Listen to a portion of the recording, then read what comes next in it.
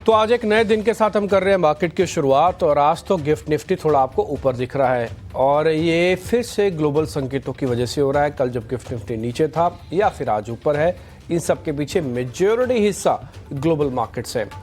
कल भी हमने एक पॉइंट आपके सामने रखा था टैरिफ वर्सेस टैरिफ का, तो आज हमें लगता है फिर से वो टैरिफ हावी है और इस बार राहत के तौर पर है। सिर्फ हमारा बाजार ऊपर नहीं है, एशिया के ज़्यादातर बाजार इस समय ऊपर है क्योंकि 24 घंटे नहीं बीते थे, एक खबर और आ गई कि डोनाल्ड ट्रंप ने कहा है कि थोड़ा पॉज ले रहे हैं और चाइना के ऊपर तो कंटिन्यू करेंगे, बल्कि मैक्सिको और कुछ देशों के ऊपर जिन्होंने ड्यूटीज़ लगाई हैं उस सब पे वो थोड़ा रोकना चाहेंगे। तो जैसे हम कल भी आपके सामने बात रखे थे कि tariff is a new trade in the market, but वो इतना कंसर्निंग नहीं है जितना रुपी है। आज सुबह से ही फिर से हमारी नज़र सबकी रुपी पे जाएगी। ये सारी चीज़ें हम फिर से चेक करेंगे। एफआईज की होल्डिंग क्यों नहीं बढ़ रही और होल्डिंग थोड़ी घटी है, उसके बारे में आपको जिक्र करूंगा। इसके अलावा मार्केट का बेस बना हुआ है तो फिर दौड़ क्यों नहीं रहा, मार्केट में अच्छा बजट है तो एफआईज का पैसा आ क्यों नहीं रहा। ऐसे बहुत सारे क्वेश्चंस आपके मन में चल रहे होंगे। कोशिश करेंगे आज का ये एपिसोड, आज दिन भर के एपिसोड्स इस सब क्वेश्चंस के जवाब देने के लिए सक्षम होंगे। आपके सामने कुछ ना कुछ पॉइंट्स रख पाएंगे। खैर, पहले हम 4 विंडो से जरा कार्यक्रम की शुरुआत करते हुए ये देख लेते हैं कि इंपॉर्टेंट ट्रिगर कौन कौन से हैं, फिर एक एक करके उसको सुलझाते चलेंगे, आपके सामने सारे पॉइंट्स रखते चलेंगे, मेहमानों का पूरा कुनबा आपके साथ जोड़ लेंगे। मेरे सहयोगी अभिषेक भी मेरे साथ रहेंगे 2.5 घंटे के लिए, ताकि हम एक एक करके सारे पॉइंट्स आपके सामने रखें। वो ग्लोबल मार्केट्स के बारे में अभी थोड़ी देर में आपको बताएंगे। जो पहला पॉइंट है वो ग्लोबल मार्केट्स का ही है। टल गया है मामला। देखिए, मैं बता रहा हूँ आपको, डोनाल्ड ट्रंप एक बिजनेसमैन ज़्यादा है बल्कि पॉलिटिशियन कम है। वो अमेरिका फर्स्ट तो है, लेकिन वो अमेरिका फर्स्ट के साथ साथ ये भी जानते हैं व्यापार कैसे होता है। पहले रेट डाले जाते हैं, फिर रेट को वापस ले जाता है, फिर बोली लगाई जाती है, फिर वापस ले जाता है। अमूमन इसको बिडिंग प्रोसेस कहते हैं। ये सिर्फ पॉलिटिकल तरीके से नहीं, बल्कि आप कपड़ा जूता कुछ भी खरीदने जाते हैं, आप कोई भी एक रेट पर डन नहीं मारते, आप भी ऊपर नीचे थोड़ी कैलकुलेशंस करते हैं। तो ये कैलकुलेशन अगर टैरिफ में हो तो बड़ी हैरानी नहीं होती मेरे को। इसलिए हमने कल भी कहा था कि हमें टैरिफ की ज़रा चिंता नहीं, हमें रुपए की वीक होने की ज़रा चिंता है। दूसरा पॉइंट है, सभी एशिया बाज़ारों में आज तेज़ी है। गिफ्ट निफ्टी भी आपको करीब करीब 90 से 100 पॉइंट ऊपर दिख रहा है। मैं उम्मीद करता हूँ इतना आपको निफ्टी में भी दिखे, क्योंकि मेरे को थोड़ा डाउट है कि निफ्टी में आएगा कि नहीं आएगा, बट आ जाए तो अच्छी बात है। Power grid, gland pharma, Tata chemicals के कमज़ोर नंबर्स हैं। टाटा केमिकल तो बिल्कुल ही फंस सा गया है शेयर, और पावर ग्रिड, ग्लैंड फार्मा के भी नंबर्स ठीक नहीं आए हैं। नतीजे जिनके आज हैं उसमें टाइटन है, एशियन पेंट्स है, गोदरेज प्रॉपर्टीज़ है और टाटा पावर है। ये कुछ एक है। तो आप 4 विंडो में समझ ही गए होंगे। फर्स्ट वाला हिस्सा टैरिफ, सेकंड वाला हिस्सा अर्निंग का, और इंडियन मार्केट उसके बीच में झूलते हुए एफआईज की 10% की होल्डिंग के साथ कर रहे हैं कामकाज। तो इसमें हम आगे और भी चर्चा करेंगे, लेकिन पहले जरा ग्लोबल मार्केट्स में समझ लेते हैं कि वहाँ पे ऐसा क्या हुआ है। अभिषेक, ग्लोबल मार्केट्स में डोनाल्ड ट्रंप को सिर्फ 24 घंटे लगे अपने फैसले को टालने में। देखिए डिप्टी, डोनाल्ड ट्रंप जाने भी इसलिए जाते हैं, मतलब कब क्या कहेंगे, क्या करेंगे। वैसे आपने जो बात कही कि वो बिजनेसमैन है, और देखिए वो टैरिफ का इस्तेमाल अपनी शर्तें मनवाने के लिए ही वो कर रहे थे वो। और शर्तें ये थी कि कनाडा और मैक्सिको जो दोनों देश हैं, वो फेंटेनिल जो कि एक ड्रग है, बेसिकली वो पेन किलर है, लेकिन उसका इस्तेमाल नशे के तौर पर भी होता है। ओवरडोज के चलते अमेरिका में बहुत जानें भी उससे जाती हैं, तो उसके लेकर वो कंसर्न थे और वे कह रहे थे कि मैक्सिको और कनाडा जो कि दोनों बॉर्डरिंग नेशन है उनके, वो अपनी सीमा से फेंटेनिल की जो अवैध तस्करी हो रही है उसको रोकें। अब कल दोनों देशों के राष्ट्राध्यक्षों से बातचीत हुई है। पहले उन्होंने मैक्सिको के राष्ट्रपति से बातचीत की, उनको आश्वासन दिया कि आप ये कुछ फैसले लीजिए, बॉर्डर पर सख्ती बढ़ाइए, तस्करी रोकिए, हम टैरिफ को 1 महीने के लिए फिलहाल टाल रहे हैं। उसके बाद उन्होंने कनाडा के जस्टिन ट्रूडो से बातचीत की और उनको भी आश्वासन दिया कि हम टैरिफ अभी नहीं लगाएंगे, बशर्ते आप फेंटेनिल की तस्करी को रोकिए। तो दोनों देश फिलहाल ये सहमत हो गए हैं कि फेंटेनिल की तस्करी को रोकने के लिए वो कदम उठाएंगे और ज्यादा आर्मी पर्सनल वहां पर डिप्लॉय करेंगे बॉर्डर पर। देखिए, ज्यादातर जो तस्करी हो रही थी वो मैक्सिको के जरिए हो रही थी, कनाडा से तो वो बहुत ही कम था, लेकिन दोनों देशों पर यह टैरिफ इंपोज करने का फैसला किया था। लेकिन अब यू टर्न ले लिया है, कम से कम 1 महीने तक के लिए दोनों देशों को राहत दे दी है। और यही नहीं डिम्पी, खबर यह भी आ रही है कि चीन के साथ भी अगले 1 से 2 दिन में बातचीत हो भी सकती है। चाइना पर भी 10% का टैरिफ इंपोज किया था और उसके पीछे भी इंटेंशन आपको पता ही है कि पहले बातचीत चल रही थी, चीन पर प्रेशर डाले थे कि वो टिकटॉक वाली डील के लिए मान जाए और उसके बाद 1 फरवरी से टैरिफ लगाने का ऐलान कर दिया था। तो ये कुछ चीजें चल रही है, लेकिन माना यह भी जा रहा था कि China+1 की जो पॉलिसी होगी उससे भारत को फायदा होगा। देखते हैं कि कहां फायदा होता है। वैसे केमिकल वाले शेयरों में कल हमने तेजी देखी है, लेकिन अगर हम इंडेक्स की बात करें, लोअर लेवल से बहुत अच्छे से रिकवर किया डाउ जोन्स। कल की क्लोजिंग आपको रेड टेरिटरी में जरूर दिखेगी, लेकिन 550 अंकों की रिकवरी डाउ जोन्स में, करीब 250 अंकों की रिकवरी नेस्डेक में दिखी। और फिलहाल डाउ future, Nasdaq future, S&P future, तीनों के तीनों जो फ्यूचर्स के जो इंडेक्स हैं मजबूती के साथ कारोबार कर रहे हैं। हालांकि जो बढ़त है वो आधे % के आसपास की है। अन्य संकेतों की बात करें, एशिया में चाइना के बाजार आज बंद हैं, संभवतः शायद कल खुलने वाले हैं, लेकिन हांगकांग में, जापान में या फिर कोरिया में 1.5 से 2% की अच्छी तेजी है। ये ना टेंशन थी, मतलब टैरिफ भले ही 3 देशों पर लगाने का ऐलान हुआ था, लेकिन बाकी देशों में भी थोड़ी सी घबराहट थी। डोनाल्ड ट्रंप ने तो EU को लेकर भी कहा था कि उन पर भी टैरिफ लगाएंगे, डेफिनेटली टैरिफ इज कमिंग, ऐसा उन्होंने अपने संबोधन में कहा था। तो ये थोड़ी सी टेंशन कम जरूर हुई है और इसके चलते हम देख रहे हैं कि बाकी चीजें थोड़ी सुधर रही हैं। डॉलर थोड़ा सा वीक हुआ है, डॉलर इंडेक्स का भाव आ गया है 108.7 के आसपास। अगर हम कच्चे तेल की बात करें, क्रूड में नरमी थोड़ी और बड़ी है, अब भाव $76 के भी नीचे आ गए हैं कच्चे तेल के। भारत के लिए जरूर ये बड़ी राहत की खबर है। और 10 ईयर की अगर हम बॉन्ड यील्ड की बात करें, उसमें थोड़ी सी स्पाइक है, 4.56 के आसपास है, बट रेंज में ठीक है, 4.5 के आसपास से कोई दिक्कत नहीं है। 5 की तरफ जो जा रहा था वो थोड़ी टेंशन देने वाली चीज जरूर थी। तो ये माहौल थोड़ा सा बेहतर हुआ है। क्या मंगलवार का जो सत्र है बाजार के लिए मंगलमय होगा? कल हमने कमजोरी देखी, लेकिन कमजोरी के बीच में आपको रीड ये करना है कि लोअर लेवल से रिकवरी कैसी रही। तो लोअर लेवल से रिकवर करके जो डे हाई की जो लेवल्स थे बाजार के, उसके आसपास ही क्लोजिंग हुई है निफ्टी की। अब जरा आते हैं एफआईज पर। जैसा कि डिम्पी कह रहे हैं कि जो लॉन्ग होल्डिंग है वो घट के रह गई है 10% ही। अब इससे ज्यादा क्या बेचेंगे, ये सवाल आपके मन में होना चाहिए। कल हमने देखा कि फिर से बिकवाली का ही आंकड़ा आया और 4,000 करोड़ रुपए के आसपास की कैश मार्केट में बिकवाली रही। लेकिन अगर हम इंडेक्स ऑप्शंस की बात करें, 21,000 करोड़ रुपए की बिकवाली। स्टॉक फ्यूचर्स की बात करें, 1,500 करोड़ की बिकवाली। स्टॉक ऑप्शंस में 2,300 करोड़ रुपए के आसपास की बिकवाली। डिम्पी, इस बिकवाली से परेशान होना है या फिर ये देख के थोड़ा सा राहत की उम्मीद करनी चाहिए कि लॉन्ग होल्डिंग ऑलरेडी काफी ज्यादा निचले स्तर पर है, अब यहां से कितना बेचेंगे? देखिए, एक्साइटमेंट वाले लेवल्स तो हैं ही, इसमें तो कोई दो राय नहीं है, लेकिन एक्साइटमेंट के लेवल का जो एक्साइटमेंट होना चाहिए वो एब्सेंट है। मैं आपको वजह बताता हूँ, ये 10% या 12% या 15% ये आज नहीं है, पिछले हम कम से कम 15 से 20 दिनों में देख पा रहे हैं ये होल्डिंग इतनी ही टिकी हुई है। बट कोई तेज मोमेंटम मार्केट के अंदर इसको, जिसे कहते हैं ना, ग्रैब नहीं करने के लिए आ रहा। लेकिन फिर भी मैं आपको फिर क्लियर कर देता हूँ, कल तक, परसों तक ये 12% थी, कल घट के 10% तक पहुँच गई है। अमूमन ये बेस होता है, उसको कोई ट्रिगर मिल जाए तो फिर ये शूट करता है। पिछली बार भी ऐसे ही हुआ था, जब हम 10% की होल्डिंग्स पे आ गए थे तो बाजार ने एक साइन ऑफ अ रिकवरी दिखाई थी। और आज गिफ्ट निफ्टी कॉन्स्टेंटली ऊपर है और आपके पास 10% की लॉन्ग होल्डिंग्स है, तो ये अच्छा साइन है कि आपकी एफआईज की होल्डिंग कम है। कोई भी अच्छी न्यूज़ आएगी तो ये बढ़ेगा और बढ़ने पर आपके बाजार के अंदर बहुत अच्छी स्मार्ट रिकवरी आ सकती है। ट्रस्ट मी, बड़ा मूव भी आ सकता है। और एक और चीज़, अभी सब लोग ये यूएस का टैरिफ, ये सब, आप अगर रिस्क को रिवर्स ऑर्डर में करके देखें तो चाइना, मैक्सिको, कनाडा या कुछ और देश भी अगर उनके ऊपर टैरिफ लगते हैं, क्या वो चुप करके सिर्फ और सिर्फ बैठे रहेंगे?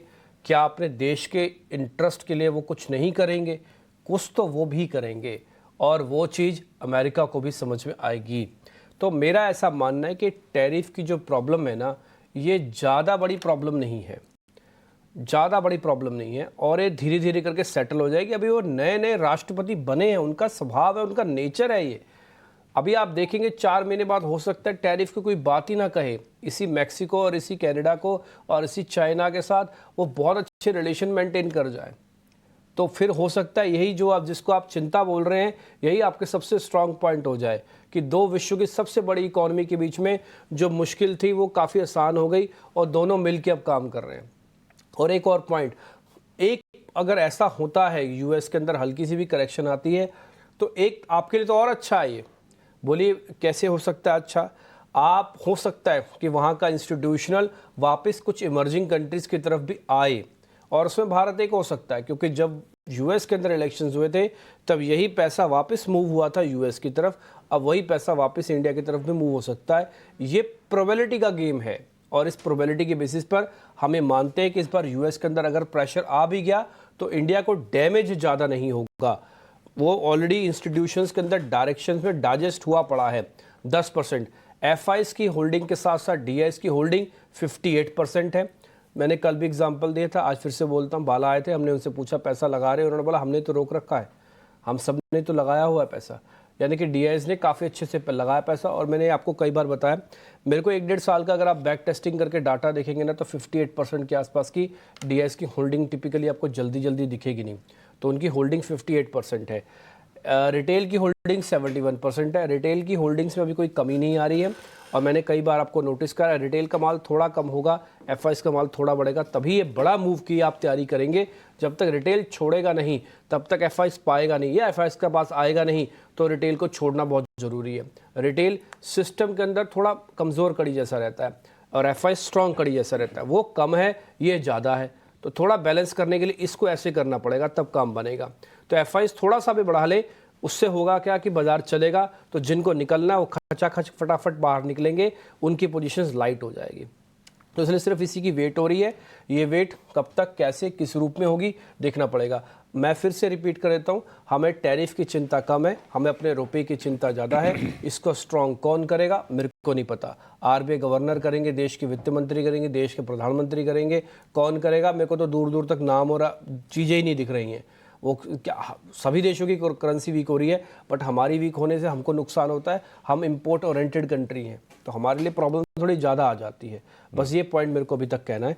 और मैं आज के इस 90 पॉइंट से बहुत ज़्यादा एक्साइटमेंट के साथ नहीं हूँ, क्योंकि ये मैंने बजट पे भी ये सब लेवल्स देखे हुए हैं जो भी आपको गिफ्ट निफ्टी दिखा रहा है, 23,500 के आसपास के लेवल्स। ठीक है, तो ये एफआईज के डेटा को लेकर चीज़ें होंगी, लेकिन कल लोअर लेवल से डिप पे रिकवरी ठीक ठाक आई थी। ये गैप आप कह रहे हैं बहुत ज़्यादा इससे एक्साइटेड नहीं होना चाहिए, लेकिन कुछ कुछ अच्छी चीज़ें देखिए। पहले भी आपने कहा है कि बाजार में वीक हैंड्स को बाहर निकाल के फेंक देता है, और ये काफ़ी हद तक हो भी चुका है। अच्छा है कि ऐसे लोग ना रहें जो बाजार को बिल्कुल प्योर सट्टे के लिहाज से आके देखते हैं, बहुत बड़े रिटर्न्स की उम्मीद करके आते हैं और फिर निराशा झेलते हैं। तो वो बाहर चले जाएं तो बाजार की हेल्थ के लिए अच्छा होता है। आज के अगर हम संकेतों की बात करें, कंजम्पशन वाला खेमा चल रहा है, तो कंजम्पशन चीन +1, गिफ्ट निफ्टी का गैप और एफआईज की थोड़ी सी काफी नीचे की 10% की होल्डिंग, क्या ये सपोर्ट करने के लिए ठीक है माहौल? हाँ, सपोर्ट करने के लिए ठीक है, लेकिन कंजम्पशन के बेसिस पर कब तक मार्केट को चलाओगे, और कंजम्पशन के बेसिस पर कब तक मार्केट को भुनाते रहोगे। जी 12 लाख हो गए पैसे बचेंगे, 12 लाख हो गए पैसे बचेंगे, ज़्यादा बोलेंगे पता लगे किसी की नज़र ही लगी, 12 लाख ही नहीं बच पाए, कुछ टैक्स ही नहीं बच पाया खास कुछ, है ना। तो ये थोड़ा सा मेरा मानना है कि कंजम्पशन अपना काम करता है। अच्छा, कंजम्पशन सिर्फ इसी चीज़ के लिए नहीं है, कंजम्पशन इस चीज़ के लिए भी है, वो एक तरह का बैलेंसर है, एक डिफेंसिव भी थीम है, तो इसलिए उसको डिफेंस के तौर पर भी देखा जाता है कि सिर्फ 12 लाख से कैलकुलेशंस में ना डाला जाए। और एक और चीज़, कंजम्पशन से ब्रेकआउट नहीं आएगा, ब्रेकआउट आएगा आईटी से, ब्रेकआउट आएगा ऑटो से, ब्रेकआउट आएगा बैंक से, इनकी वेटेज से आएगा। कंजम्पशन से ब्रेकआउट नहीं आएगा, फार्मा से ब्रेकआउट नहीं आएगा। तीसरी इंपॉर्टेंट बात, आपने एफआईज की होल्डिंग की बात बोली, मैं अभी एक्सपेक्ट करता हूँ कि इस तरह के मार्केट के अंदर एफआईज की होल्डिंग अगर कम है, ये कुछ ज़्यादा ही कम है, इतनी कम नहीं होनी चाहिए, ये कुछ ज़्यादा ही कम है, तो एक अच्छा मौका है। आप ऐसे सोचिए कि आप जिस एरिया में रहते हैं, अगर आप मुंबई में रहते हैं और आपके आसपास कोई अच्छा फ्लैट आपको दिख जाए, वो लोकेशन अच्छी है, सोसाइटी अच्छी है, उसकी कंस्ट्रक्शन अच्छी है, ठंडी हवाएं भी आती हैं और ऊपर का फ्लैट भी है और पैसे भी आपको जस्टिफाई लग रहे हैं, तो बस आप वेट करते हो कि कहीं से मेरे को पैसे मिल जाए, मैं इस फ्लैट को खरीद लूँ। ठीक, ऐसा ही सोचते हो आप, तो आप सिर्फ अभी यही वेट करो। आपकी इकोनॉमी के अंदर 10% का एफआईज है, बजट थोड़ा कंजम्पशन वाला ठीक आया है, सामने पॉलिसी पड़ी हुई है, बाहर के देशों में थोड़ा बहुत ऊपर नीचे हो रहा है, आप अभी भी फास्टेस्ट ग्रोइंग वाली कंट्री हो, आप वेट कर रहे हो कि कोई आए और इसको भगाए। वो एफआईज है, वो आ नहीं रहा, वो आ जाएगा तो काम बनेगा। दूसरा पॉइंट, लेवल के हिसाब से कल की क्लोजिंग ठीक थी। कल फिर से मार्केट ने 23,300 के ऊपर की क्लोजिंग दी। पुल बैक में कितने नंबर से पुल बैक किया ये ज़रा इंपॉर्टेंट नहीं है, किस जगह पर क्लोज किया ये ज़रा इंपॉर्टेंट है। तो ज़्यादा इंपॉर्टेंट था 23,300 350 की रेंज में क्लोज करना। ये कल भी हमने आपको बताया था कि इस रेंज में क्लोज कर जाए तो आप समझ लेना कि टैरिफ को है बहुत अच्छे से डाइजेस्ट कर गया। अगर आपको एक एक बात हमारी याद हो तो एग्जैक्टली यही पॉइंट्स हमने बोले थे और एग्जैक्टली यही पॉइंट भी हुआ। भी आपने 23,300 के 50 के ऊपर क्लोजिंग भी की और रातों रात खबर भी आ गई कि जी टैरिफ का मामले हम टाल रहे हैं। तो इट्स अ गुड साइन और एक काफ़ी हद तक मार्केट अपने डाटा में बता देता है कि कुछ ऐसा ही होगा। ये नहीं पता होता कि ये खबर आएगी, बट ये पता होता है कि हाँ इसकी इंपॉर्टेंस नहीं होगी ज़्यादा। अब एनी हाउ, अब करना क्या चाहिए आपको, आपके पास पोजीशंस हैं, ना ही एवरेज करना ना ही तेज़ी से बढ़ाना, एक और चीज़, आपने एकोमोलेशन किया होगा पिछली बार के सीरीज़ के अंदर, अब आप इस सीरीज़ के अंदर रोल भी करके आए होगे। चलो पिछली बार की सीरीज़ के अंदर नहीं लिया, इस सीरीज़ में लिया होगा, चलो बजट से ठीक पहले लिया होगा। होल्ड, मैं फिर से बोलता हूँ कि आपको भी buy right and sit tight करके रखना है। आप बहुत अच्छा पैसा बनाएंगे मार्केट के अंदर। 10% से 50% एफआईस चला ना तो ट्रस्ट में 3000 पॉइंट बैंक निफ्टी चलेगा, उससे भी ज़्यादा चल सकता है। और कम से कम 1000 से 1500 पॉइंट निफ्टी चलेगा और उससे भी ज़्यादा चल सकता है अगर वो थोड़ा भी खरीदारी करने पे आए तो। ये हमने पैटर्न पहले भी देखा है उनका। तो आप सिर्फ उसी चीज़ की वेट करो, इसलिए सिट टाइट होके बैठो और अच्छे शेयर लेके बैठो। गलत शेयर लेके बैठे रहोगे, एक तो वैसी मुसीबत है, चल नहीं रहा मार्केट, ऊपर से गलत शेयर लेके बैठोगे, आपका मनोबल भी टूटेगा। और थोड़ा बहुत मार्केट चलता है, मेरा तो माल ही नहीं चलता। तो इसलिए थोड़ा कांट छांट करो। अगर आपके पोर्टफोलियो में फंसा हुआ है कोई माल है, उसको थोड़ा कांट छांट कर दो। नहीं है तो धीरे धीरे करके प्लस करो, एक्यूमुलेट करो।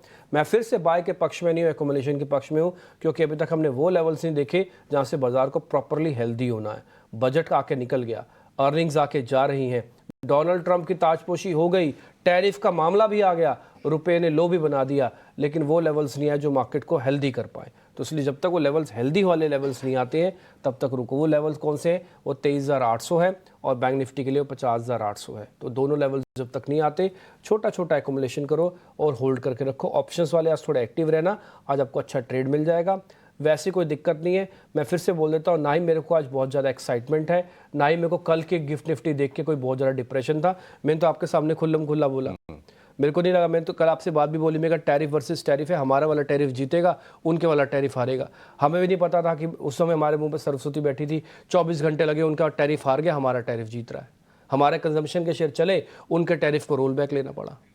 तो ठीक है, मार्केट के अंदर हर रोज मत देखो, हर रोज मत देखो। गौतम शाह बोल रहे हैं हर रोज मत देखो, नहीं ले पाओगे फैसला अच्छा। डिपी निफ्टी बैंक पर आते हैं। देखिए, आप कह रहे हैं कि अभी वो एक्साइटमेंट वाला लेवल नहीं आया, लेकिन क्या वो एक्साइटमेंट वाला लेवल आरबीआई की क्रेडिट पॉलिसी के बाद आएगी? क्योंकि 3 दिन बाद पॉलिसी है, शुक्रवार को आरबीआई की पॉलिसी भी आने वाली है और चर्चा हो रही है कि शायद रेट कट का सरप्राइज आ जाए। हालांकि उसकी संभावना मुझे काफी कम लग रही है। तो निफ्टी बैंक को लेकर क्या स्ट्रेटजी होनी चाहिए?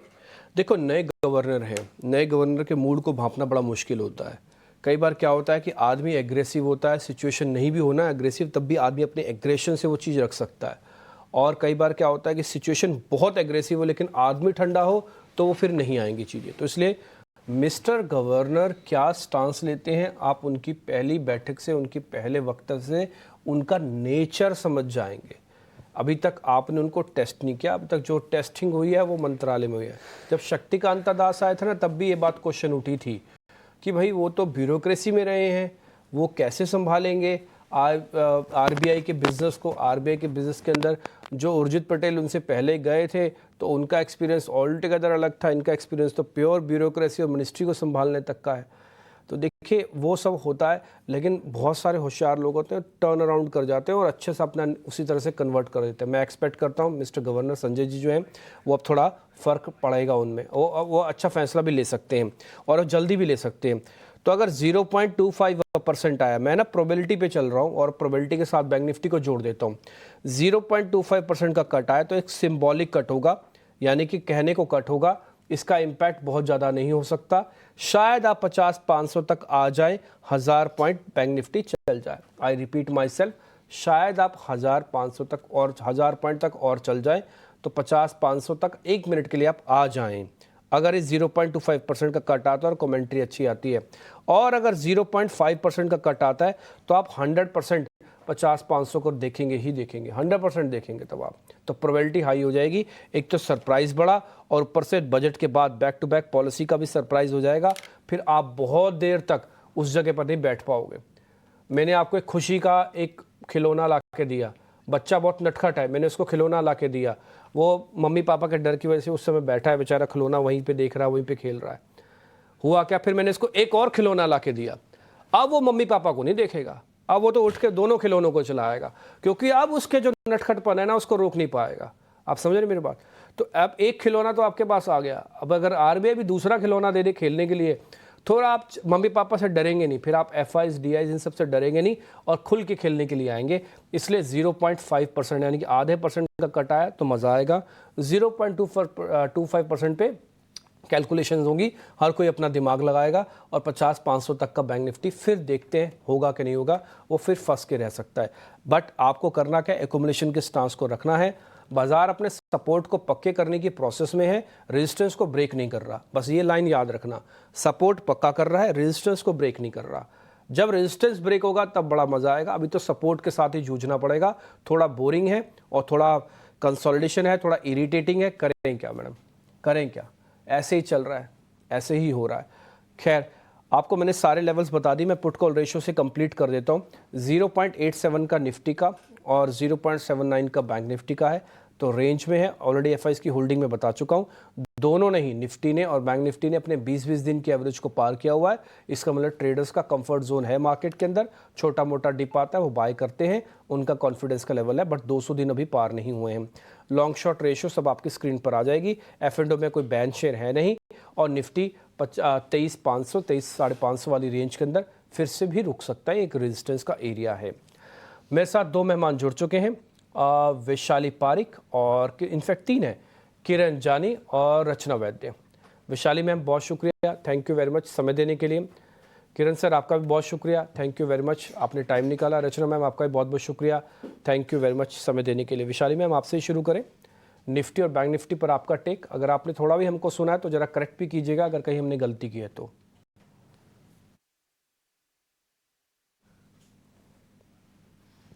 वैशाली मैम एक बार अनम्यूट कर लीजिए माइक को।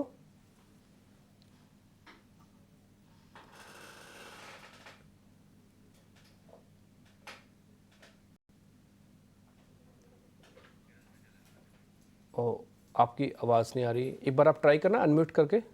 नहीं, आवाज़ नहीं आ रही। ओके ठीक है, तो फिर एक काम करते हैं, रचना मैम से ले लेते हैं, जब तक आपका फिर ऑडियो वगैरह को प्रॉपर्ली चेक कर लेते हैं। रचना मैम गुड मॉर्निंग, एक बार निफ्टी और बैंक निफ्टी पर आपका टेक मैम प्लीज़। जी गुड मॉर्निंग। एंड जहाँ तक निफ्टी बैंक निफ्टी के व्यू की बात है, वेल हमने एज एक्सपेक्टेड बजट के बाद हल्का सा मार्केट में पुल बैक जरूर देखा, and that was driven not just by budget but even by the Trump events. And does that mean that यहाँ से हम दोबारा स्ट्रांगली गिरना शुरू करेंगे? वेल ऐसा नहीं है, एक पुल बैक हुआ है जो प्राइस को अब सपोर्ट की तरफ लेकर आया है। फ्यूचर्स की बात करें तो 23,300 पे निफ्टी फ्यूचर्स में एक स्ट्रॉन्ग सपोर्ट बनता है और वहां तक हमने कल जाते हुए देखा भी है निफ्टी को। तो मेरे हिसाब से उस सपोर्ट को होल्ड जब तक करेगा मार्केट निफ्टी फ्यूचर्स पे 23,300 जब तक होल्ड होगा, तब तक गुड अमाउंट ऑफ चांसेस कि हम आगे 23,500 को क्रॉस करके 23,900 की तरफ जाने की कोशिश करेंगे over the next few days. और इसमें RBI की पॉलिसी का भी एक अच्छा खासा रोल रहेगा। जब तक आई नहीं है पॉलिसी तब तक होप्स की वजह से, और अगर आ गई और रेट कट मिल गया तो फैक्ट की वजह से हम 23,900 की तरफ और 24,000 की तरफ जाने की एक कोशिश जरूर करेंगे।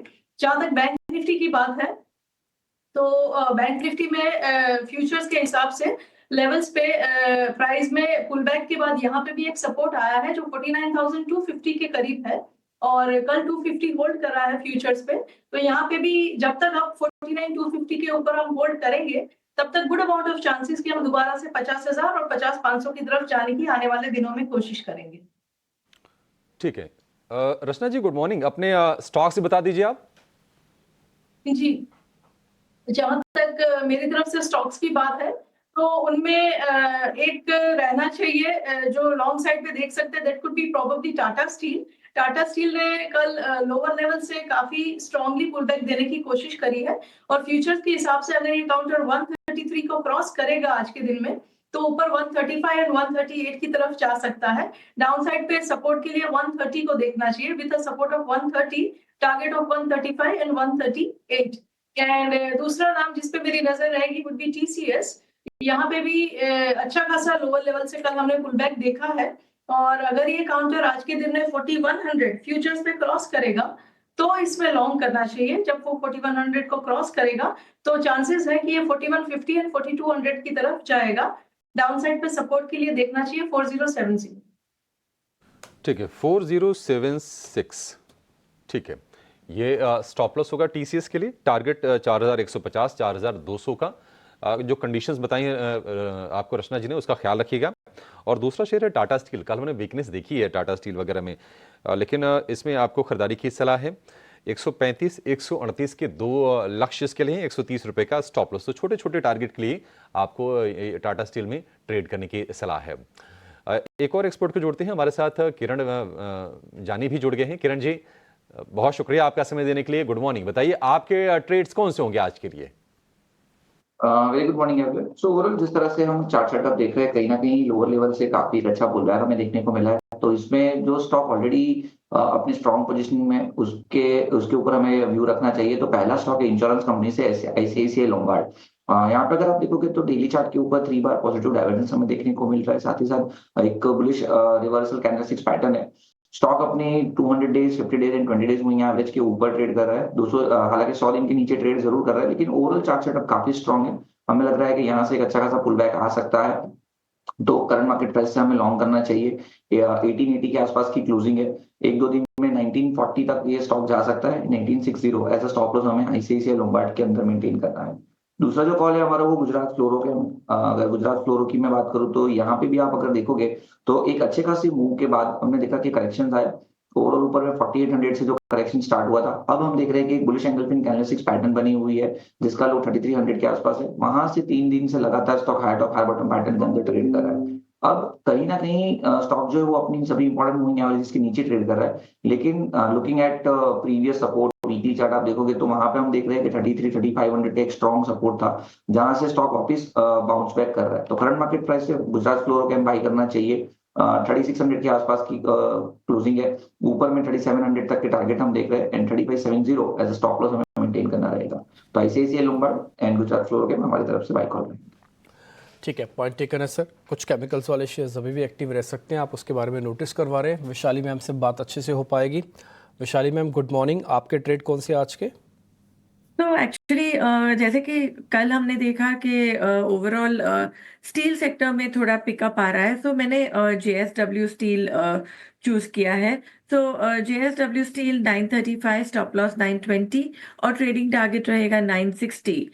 और इवन येस्टरडे आईटी सेक्टर में थोड़ा पिकअप था, सो एलटीटीएस 5491 में बाय रेकमेंड कर रही हूँ।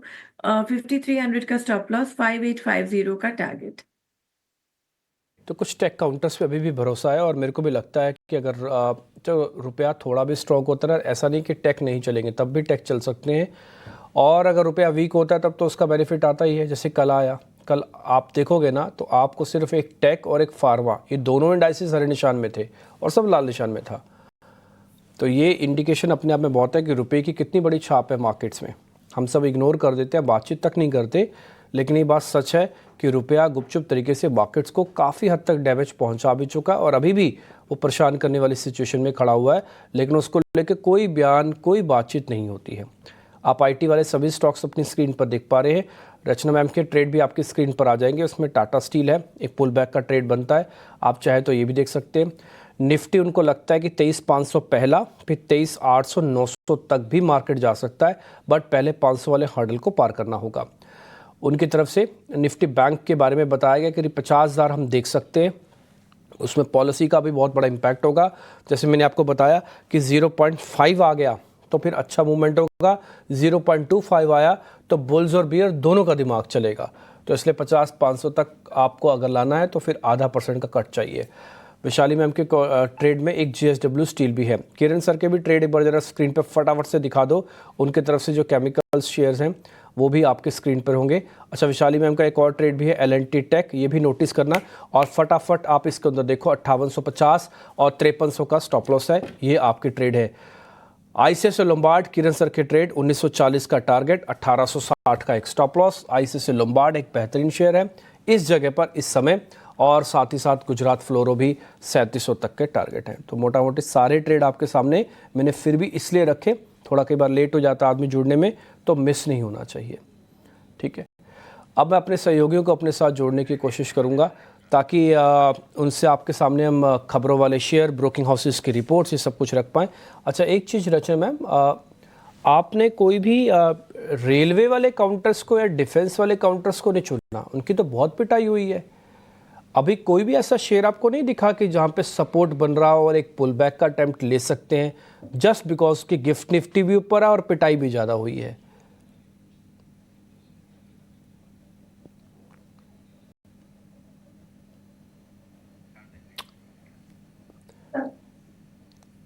देखा कोई रचना मैम आपने? IRCTC, IRFC है, RVNL है, उसके अंदर कंटेनर कॉरपोरेशन है, उसके अंदर आप IRCTC देखो, आपको ज़्यादा अच्छा लगेगा। वो एक ब्रेकआउट कैंडिडेट था, फेल हो गया था।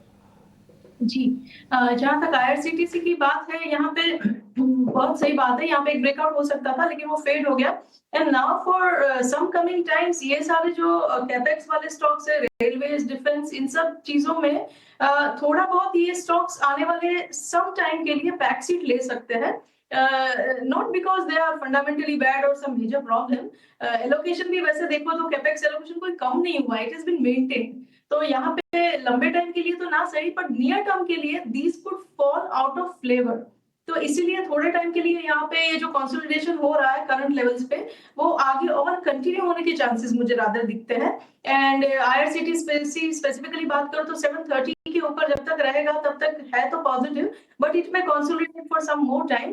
एंड उसके बाद यहाँ पे धीरे धीरे करके रैली शुरू होनी चाहिए। और तब तक जो है ये बाकी के नाम जो कि एक नया थीम बन के आया है after the budget, which is related to consumption and all, and even banking names and auto and all after the rate cut, तो वहां पे थोड़ी मूवमेंट और एक्शन ज्यादा दिखना चाहिए, ऐसा मेरा मानना है। Similar would be the case of container corporation and other related stocks, जो थोड़े टाइम के लिए शायद बैक सीट लेंगे।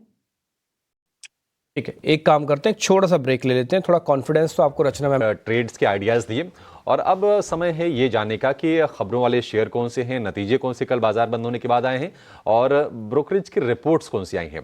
अपने दो सहयोगी को जोड़ लेते हैं, हमारे साथ जुड़ गए हैं हमारे रिसर्च एनालिस्ट अंश, और इसके अलावा थोड़ी देर में ब्रोकरेज के लिए वरुण भी जुड़ जाएंगे। पहले अंश के पास चलेंगे, और अंश शुरुआत करेंगे पहले अर्निंग से। बताइए नतीजे कौन से आए, कौन से कल बाजार बंद होने के बाद? सबसे पहले शुरुआत तो हम पावर ग्रिड से करेंगे। यहाँ पे अर्निंग देखें तो वीक नजर आ रहे हैं, अनुमान से कंपेयर करें तो। रेवेन्यू देखें तो 3% गिरता हुआ नजर आया है। वहाँ पे ये प्रॉफिट देखें तो ये भी 4% खिसकता हुआ नजर आया है। एबिटा की बात करें तो यहाँ पे 7% गिरता हुआ दिखा है। मार्जिन भी देखा जाए तो यहाँ पे भी जो पहले 88% था वो गिरकर अब 85% हुआ है। यहाँ पे हम ये भी देख रहे हैं कि जो ट्रांसमिशन सेगमेंट है वहाँ पे ग्रोथ ऑलमोस्ट फ्लैट रही है, जिसकी वजह से यहाँ पे थोड़ा पेन दिख रहा है। इसके अलावा अगर हम आगे देखें तो ग्लैंड फार्मा के भी नतीजे आए, और ये भी जो एक्सपेक्टेशन थे उसके मुकाबले काफ़ी वीक रहे हैं। रेवेन्यू की बात करें तो यहाँ पे 10% गिरता हुआ नजर आया। जो 1545 करोड़ था वो गिरकर अब 1384 करोड़ आ चुका है। नेट प्रॉफिट यहाँ पे देखें तो ये थोड़ा सा बढ़ता हुआ नजर आया 6% से। मार्जिन देखें तो यहाँ पे भी एक थोड़ा सा इंप्रूवमेंट आता हुआ नजर आया। जो 23.1% था वो इंप्रूव होकर अब 26% हो गया, लेकिन फिर भी जो अजम्पशन था, जो यहाँ पे एनालिस्ट का ये कैलकुलेशन के हिसाब से अगर देखें तो यहाँ पे काफ़ी वीक नंबर्स आते हुए नजर आए हैं। GRSE की देखें तो यहाँ पे इन लाइन विद एक्सपेक्टेशन है। रेवेन्यू देखें तो 37% बढ़ता हुआ नजर आया है। नेट प्रॉफिट की बात करें तो यहाँ पे भी अच्छा 11% का उछाल दिखा है। मार्जिन स्पेशली देखें तो जो 5.3% था वो अच्छे से इंप्रूव होकर यहाँ पे 5.9% का आता हुआ नजर आया है। टाटा केमिकल की बात करें तो यहाँ पे भी वीक नंबर्स रहे हैं। रेवेन्यू देखें तो 10% से गिरता हुआ नजर आया है। साथ ही साथ जो पिछले क्वार्टर में प्रॉफिट रजिस्टर किया था 194 करोड़ का, इस बार लॉस रजिस्टर करता हुआ नजर आया है 53 करोड़ का, जिसके चलते यहाँ पे काफ़ी नेगेटिविटी बनती हुई नजर आती है। प्रदीप फोस्पेट भी हमारे लिस्ट में शामिल है, इसके भी नतीजे कमजोर आए हैं। रेवेन्यू देखें तो 6.8% बढ़ता हुआ नजर आया था, लेकिन वहीं प्रॉफिट की बात करें तो ये 30% से ज़्यादा गिरता हुआ नजर आया था। मार्जिन में भी देखें तो जो 11.1% था वो गिरकर अब 8.2% आ गया है। बॉम्बे डाइंग के भी नतीजे आए और ये मिले जुले नतीजे हैं। यहाँ पे रेवेन्यू देखें तो 12% से बढ़ता हुआ नजर आया है, लेकिन नेट प्रॉफिट देखें तो ये 97-98% गिरता हुआ नजर आया है। जो पहले 3054 करोड़ था वो गिरकर अब कुछ 70 करोड़ का ही रिपोर्ट किया गया है। कैस्ट्रॉल के भी नतीजे आए हैं और ये काफ़ी स्ट्रॉन्ग नतीजे है एक्सपेक्टेशन के मुकाबले। रेवेन्यू देखें तो 5% बढ़ता हुआ नजर आया है क्वार्टर ऑन क्वार्टर बेसिस पे। प्रॉफिट की बात करें तो अच्छा 30% से भी ज़्यादा का उछाल देता हुआ दिखा है। मार्जिन में भी देखें तो अच्छा इंप्रूवमेंट हुआ है, 22.2% से बढ़कर 27.8%। आखिर में एनएलसी इंडिया पे भी बात करेंगे, इसके नतीजे भी काफ़ी स्ट्रॉन्ग आए हैं। रेवेन्यू की बात करें तो लगभग 39-40% बढ़ता हुआ दिखा है। प्रॉफिट में भी 166% का उछाल आता हुआ दिखा है। वहीं मार्जिन की बात करें तो जो 28.6% था उसमें भी काफ़ी एक अच्छा जंप नज़र आया और इस बार मार्जिन 41.4% रिकॉर्ड किया गया है। एब्सोल्युटली, तो ये पॉजिटिव सेट, मिक्स सेट और कमजोर सेट ऑफ नतीजे हैं जिस पर आज बाजार रिएक्ट करता हुआ दिखेगा। कैस्ट्रॉल एलएलसी इंडिया के पॉजिटिव नंबर्स पर रिएक्शन बाजार खुलने के साथ ही आएगा। गार्डन रीच शिप बिल्डर्स और केसी इंटरनेशनल पर भी नजर रहेगी मिले जुले नतीजे। लेकिन अंश, लंबी काफी लिस्ट थी, आपको एक ब्रीदर जरूर चाहिए होगा, लेकिन वो ब्रीदर आप खबरों वाले शेयर्स बताने के बाद लीजिएगा। बताइए खबरें कौन सी हैं? बिल्कुल मानसी, अगर खबरों वाले शेयरों से बात करें तो सबसे पहले शुरुआत हम प्राज इंडस्ट्री से करेंगे। यहाँ पे एक पॉजिटिव खबर आती हुई नजर आ रही है। यहाँ पे हम देखें तो आशीष गायकवाड को एमडी के तौर पे अपॉइंट किया गया है, जो कि पहले हनीवेल ऑटोमेशन में 7 साल के लिए एमडी थे। तो ये एक पॉजिटिव खबर यहाँ पे आती हुई नजर आ रही है। गुजरात गैस की भी खबर है और ये भी एक पॉजिटिव न्यूज़ है। यहाँ पे जो लेटर ऑफ मर्जर था जो बीएसई से मिला है जीएसपीएल के लिए, वहाँ पे नो एडवर्स ऑब्जर्वेशन का मिला गया है। तो ये एक पॉजिटिव खबर है। हालांकि एनएससी से लेटर मिलना अभी पेंडिंग है। इसके चलते हम देख रहे हैं कि पेंट, ओएमसी और एविएशन शेयरों में हमें एक अच्छी पॉजिटिविटी बनती हुई नजर आ सकती है। स्पंदना सुरती भी हमारे लिस्ट में शामिल है और यहाँ पे थोड़ी सी नेगेटिव न्यूज़ आती हुई नजर आ रही है। केयर ने डाउनग्रेड किया है स्टॉक को, जो इसके डेब्ट इंस्ट्रूमेंट है उसे डाउनग्रेड किया है। जो ए नेगेटिव था, ए पॉजिटिव था, वो अब गिर के यहाँ पे ए हो चुका। तो यहाँ पे एक थोड़ा सा यहाँ पे एक पेन होता हुआ नजर आ सकता है। इसके साथ साथ टीटागढ़ रेल भी इसमें शामिल है हमारे लिस्ट में, जो कि एक पॉजिटिव खबर आती हुई नजर आ रही है। कंपनी ने एक कॉन्ट्रैक्ट में शामिल हुए हैं और ये शिप बिल्डिंग और मैरीटाइम सिस्टम के रिलेटेड है। तो ये भी एक इसमें पॉजिटिव खबर आती हुई नजर आ रही है। बिल्कुल अंश, बहुत शुक्रिया। ढेर सारी खबरें और साथ ही नतीजे रहे जिसका पूरा का पूरा लेखा जोखा आप हमें अब बता रहे हैं।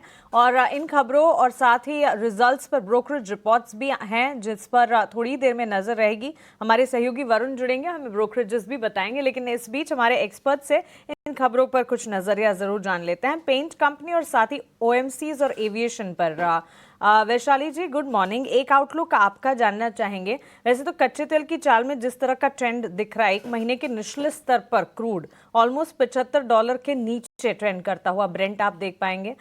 इसका इम्पैक्ट पेंट, ओएमसीज और एविएशन पर कैसा रहेगा? और गौरतलब है आज एशियन पेंट्स के शायद नंबर्स भी आने वाले हैं।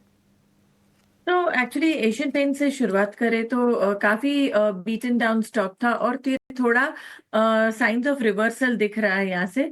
सो आई वुड से एक ट्रेडिंग स्ट्रेटजी के अनुसार इसको ठीक मुझे लग रहा है। 2200 का सपोर्ट है और अगर ये स्टॉक 2400 को एक नियर टर्म रेजिस्टेंस जो है वो क्रॉस करता है तो एक फर्दर रन अप आ सकता है towards 25,500। So risk reward ratio के हिसाब से भी ये ठीक लग रहा है and similar pattern even in Berger Paint. So ये दोनों स्टॉक्स बाउंस बैक के लिए बिल्कुल सही है। When we talk about OMCs, so ये सेक्टर भी काफी पीटा हुआ है, बट मैं आईओसी देख रही हूँ तो आई थिंक 120 एक सपोर्ट है। अगर ये लेवल टूटता है तो फिर इसमें और भी वीकनेस दिख सकती है, बट एक बाउंस बैक की उम्मीद जरूर रख सकते हैं यहाँ से। इम्पैक्ट नजर आ सकता है कच्चे तेल की चाल का, लेकिन बाजार खुलने के साथ इन पॉकेट्स पर भी नजर रहेगी। वरुण हमारे साथ जुड़ गए हैं ब्रोकरेजेस के सारे रिपोर्ट्स लेकर। गुड मॉर्निंग वरुण, बताइए। Good morning Mansi. तो शुरुआत करूंगा मैं कल के स्टार परफॉर्मर के साथ, जो कि है डीवीज लैब। यहाँ पे रिपोर्ट्स आई है नतीजों के बाद, जहाँ पे नुआमा ने 6830 का टारगेट दिया है, गोल्डमैन ने भी न्यूट्रल की सलाह है और 5925 का टारगेट दिया। हालांकि यहाँ पे टारगेट प्राइस बढ़ाया गया है। इनको इस कंपनी के नतीजे जो है वो काफ़ी अच्छे लगे हैं।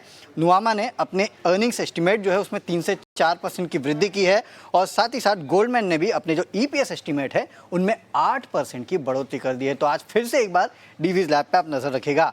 अब बात करते हैं मारुति की। तो मॉर्गन स्टैनली का एक नोट है, ओवरवेट का कॉल है यहाँ पे, 14,942 का टारगेट है। लेकिन ये रिपोर्ट काफ़ी इंटरेस्टिंग है। इनका कहना है कि जो इन्होंने जिमनी लॉन्च की थी जापान में, वो हाथों हाथ बिकी है। आप देखिए 4 दिन के अंदर, यानी कि जनवरी 30 को इन्होंने लॉन्च की थी और 4 दिन के अंदर पूरी बुकिंग जो है वो खत्म हो गई और मॉडल ने करीब 50,000 के आसपास की बुकिंग जो है वो क्रॉस कर दी और सुजुकी ने टेम्पररी जो है वो ऑर्डर्स को फिलहाल सस्पेंड कर दिया है। कंपनी ने ऑलरेडी जो फ्रॉन्क्स एसयूवी है उसको लॉन्च किया था, उसके बाद इसको लॉन्च किया है। तो रिस्पांस जो है जिमनी को वो काफ़ी अच्छा मिला है, ये कह रहे हैं। साथ ही ये कह रहे हैं कि जो 8 पे कमीशन है उसका डोमेस्टिक अपडेट जो है सैलरी हाइक का, वो भी इस कंपनी को आगे चल के सपोर्ट कर सकता है। ओएनजीसी की बात करते हैं तो जेफरीज का खरीदारी की सलाह है 375 का लक्ष्य। इनका कहना है कि रिस्क रिवॉर्ड जो है इस स्टॉक का काफ़ी बेहतर है और इन्होंने FY 26-27 के अर्निंग्स एस्टिमेट में 2 से 4% की बढ़ोतरी की है। LIC हाउसिंग फाइनेंस यहाँ एक परफेक्ट बुल वर्सेस बेयर के ऐसे आप देखिए। नमूरा खरीदारी की सलाह प्राइस टारगेट 700 से बढ़ा के 735 का किया है। इनका कहना है कि कंपनी अच्छा काम कर रही है, एसेट क्वालिटी कंपनी की काफ़ी अच्छी है, एसेट AUM ग्रोथ जो है थोड़ा बहुत म्यूटेड थी लेकिन करेक्शन स्टॉक में हो चुका है तो यहाँ पे खरीदारी कर सकते हैं। इसके विपरीत जेफरीज खरीदारी की सलाह दे रहा है लेकिन प्राइस टारगेट काट रहा है, 795 से काट के 700 का किया है और कहीं ना कहीं इनको नतीजे शायद उतने अच्छे नहीं लगे हैं। ग्लैंड फार्मा की बात करते हैं, कल नतीजा है, नतीजे कमजोर थे, जेफरीज ने अंडर परफॉर्मर का कॉल दिया, प्राइस टारगेट काटा है 1630 से काट के 1350 और अपने EPS एस्टिमेट जो है उसमें 1 से 4% की कमी की है। बंधन बैंक JP मॉर्गन का नोट आया है, डाउनग्रेड किया है, ओवरवेट से अब न्यूट्रल का कॉल, प्राइस टारगेट देखिए 250 से काट के सीधे 155 का किया है। इनका कहना है कि जो माइक्रो फाइनेंस का स्ट्रेस है वो इस कंपनी के लिए एक बहुत बड़ा खतरा है जिसका इम्पैक्ट आगे चल के अर्निंग्स प्रोविजन में हो सकता है, AUM ग्रोथ पे भी हो सकता है। और आखिरी में अडानी पोर्ट्स पे गोल्डमैन की एक रिपोर्ट है जहाँ पे खरीदारी की सलाह दे रहे हैं, 1560 का प्राइस टारगेट है। ये कह रहे हैं कि हाल ही में जो करेक्शन आया उसके बाद रिस्क रिवॉर्ड काफ़ी अच्छा होता है, अट्रैक्टिव वैल्यूएशंस पे ये कंपनी है, मार्केट शेयर गेन कर रही है तो यहाँ पे आप खरीदारी कर सकते हैं। कुछ एक ब्रोकिंग हाउसेस की रिपोर्ट है। वरुण, बहुत शुक्रिया, thank you very much. 2-3 reports काफ़ी इंटरेस्टिंग है। पहले तो मारुति वाली रिपोर्ट, जिमनी भारत में तो बिकी नहीं, उस पर तो पैसे ऐसे इतने लगा दिए गए थे कि उसका 50% तक का डिस्काउंट आ गया था, तब भी गाड़ी नहीं ली लोगों ने। लेकिन आप कह रहे हैं कि जैपनीज़ मार्केट में बहुत बढ़िया तरीके से बिक रही है और अब तो नए टारगेट्स भी आ गए हैं, 14,942 रुपये के ओवरवेट है। मारुति पे एक बार रिकमेंडेशन लेते हैं। वैशाली में हम एक बार जरा चेक करना मारुति का chart. In spite of all the market choppiness हमने देखा था कि एक ट्रेंड अच्छा सा इस्टेब्लिश्ड हुआ है और इनफैक्ट बजट के दिन में ही हमने देखा कि एक अच्छा सा मूव आ चुका है। सो नियर टर्म रेजिस्टेंस है 13,500। वॉल्यूम में भी अच्छा सा इम्प्रूवमेंट है, it's been showing lot of volume. तो आई थिंक एक बार 13,500 को क्रॉस करे तो आई थिंक ये स्टॉक और भी आगे जा सकता है towards 13,800 to 14,000 and near term support ये स्टॉक में रहेगा 12,800।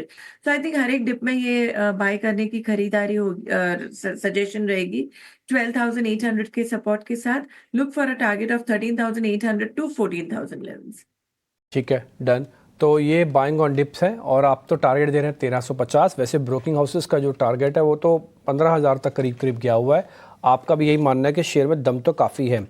ठीक, दूसरा जो मैंने रिपोर्ट निकाली वो एक LIC हाउसिंग को लेकर है। थोड़े टारगेट कट किए गए हैं, नंबर्स उतने इंटरेस्टिंग नहीं, बट वो बजट और इसमें RBI के बीच में थोड़ा फंसा हुआ शेयर है।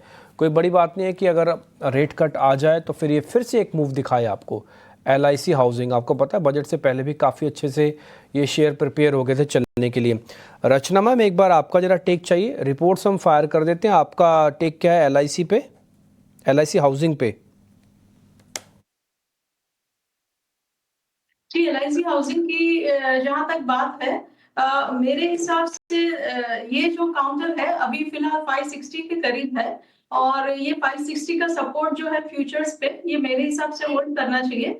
और यहाँ पे नियर टर्म में ये काउंटर 560 और 600 के बीच में मूवमेंट्स देना चाहिए और यहाँ से 560 अगर होल्ड करेगा तो first target would be around 570 and उसके बाद 580 एंड 590 करके हम सपोर्ट टारगेट्स लगा सकते हैं। जब तक 560 होल्ड करेगा तब तक मेरे हिसाब से this should show some positive action keeping in view the upcoming policy as well. क्या पॉइंट टेकन। किरण जानी, आपने आज गुजरात फ्लोरो के बारे में रिकमेंडेशन दी है। UPL और SRF पे आपका टेक क्या है? दोनों का अलग अलग बताना सर, दोनों थोड़े चले हुए शेयर्स भी हैं, है ना, UPL और SRF। तो SRF की अगर हम बात करें तो SRF ऑलरेडी रनअवे शेयर है। उसका जो ब्रेकआउट लेवल था वो 2700 का था। 2700 के बाद आज आप देखोगे तो 2940 के आसपास काउंटर ट्रेड कर रहा है, तो इसको हम चेस करने की सलाह तो नहीं देंगे। लेकिन कोई भी अगर डिप आता है तो डिप में आप एटलीस्ट नीचे में 2800 के बीच में मिले तो ही आपको लेना है। जिनके पास है वो होल्ड रख सकते हैं 2800 के स्टॉप लॉस के साथ। UPL की मैं बात करूं तो UPL अगर आपने देखा होगा कि लास्ट ईयर जब इंटरिम बजट आया था उससे पहले फर्टिलाइजर स्टॉक्स में एक अच्छी खासी तेजी आई थी, लेकिन वो तेजी में UPL अंडर परफॉर्म था। हमने देखा कि ऑलमोस्ट 800 से स्टॉक में 50% जितना करेक्शन है, 430 तक के आसपास के लो बनाए थे और वहां से एक अच्छा खासा बेस बना के स्टॉक का higher top higher bottom pattern के अंदर ट्रेड कर रहा है, साथ ही साथ अपनी सभी इंपॉर्टेंट मूविंग एवरेजेस के ऊपर भी ट्रेड कर रहा है। एक फ्लैट हॉरिजॉन्टल ट्रेंड लाइन 600 रुपए की है, उसके ऊपर ये क्लोज है, 630 का क्लोजिंग प्राइस है। तो करंट मार्केट प्राइस से कोई भी डिप आता है हमें लॉन्ग करना चाहिए। 600 के नीचे का positional strict stop loss maintain कीजिए, और जिस तरह के चार्ट पैटर्न है इनिशियल लेवल पे 670 680, जैसे ही 670 680 का लेवल क्रॉस होगा उसके बाद डेफिनेटली आप ऊपर में 750 850 तक के लेवल यूपीएल के अंदर देख सकते हैं। तो काफी स्ट्रॉन्ग पोजिशनिंग है, डेफिनेटली 600 रुपए के स्टॉप लॉस के साथ लॉन्ग करना चाहिए।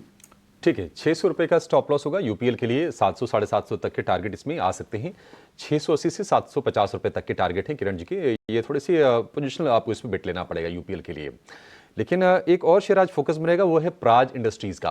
हालांकि लगातार ये शेयर गिरावट का शिकार हो रहा है, 10-12 दिन से लगातार गिर रहा है और एक तरफा 200 रुपए की फॉल आ चुकी है प्राज इंडस्ट्रीज में। करीब 790 रुपए का भाव था, अब 590 रुपए के आसपास के भाव इसके रह गए हैं। खबर यह है कि कंपनी ने आशीष गायकवाड़ को एमडी नियुक्त किया है और आशीष गायकवाड़ का काफी रिच एक्सपीरियंस है, करीब 33 साल का 34 साल का एक्सपीरियंस है इनका इंडस्ट्रियल ऑटोमेशन में, एआई में, ऑटोनोमस मैन्युफैक्चरिंग में और प्रोसेस टेक्नोलॉजी में। तो बढ़िया एक्सपीरियंस लेके आ रही हैं। हालांकि कंपनी के जो नतीजे आए थे हाल फिलहाल वो कमजोर रहे थे, उसके बाद ही हमने शेयर में गिरावट देखी है।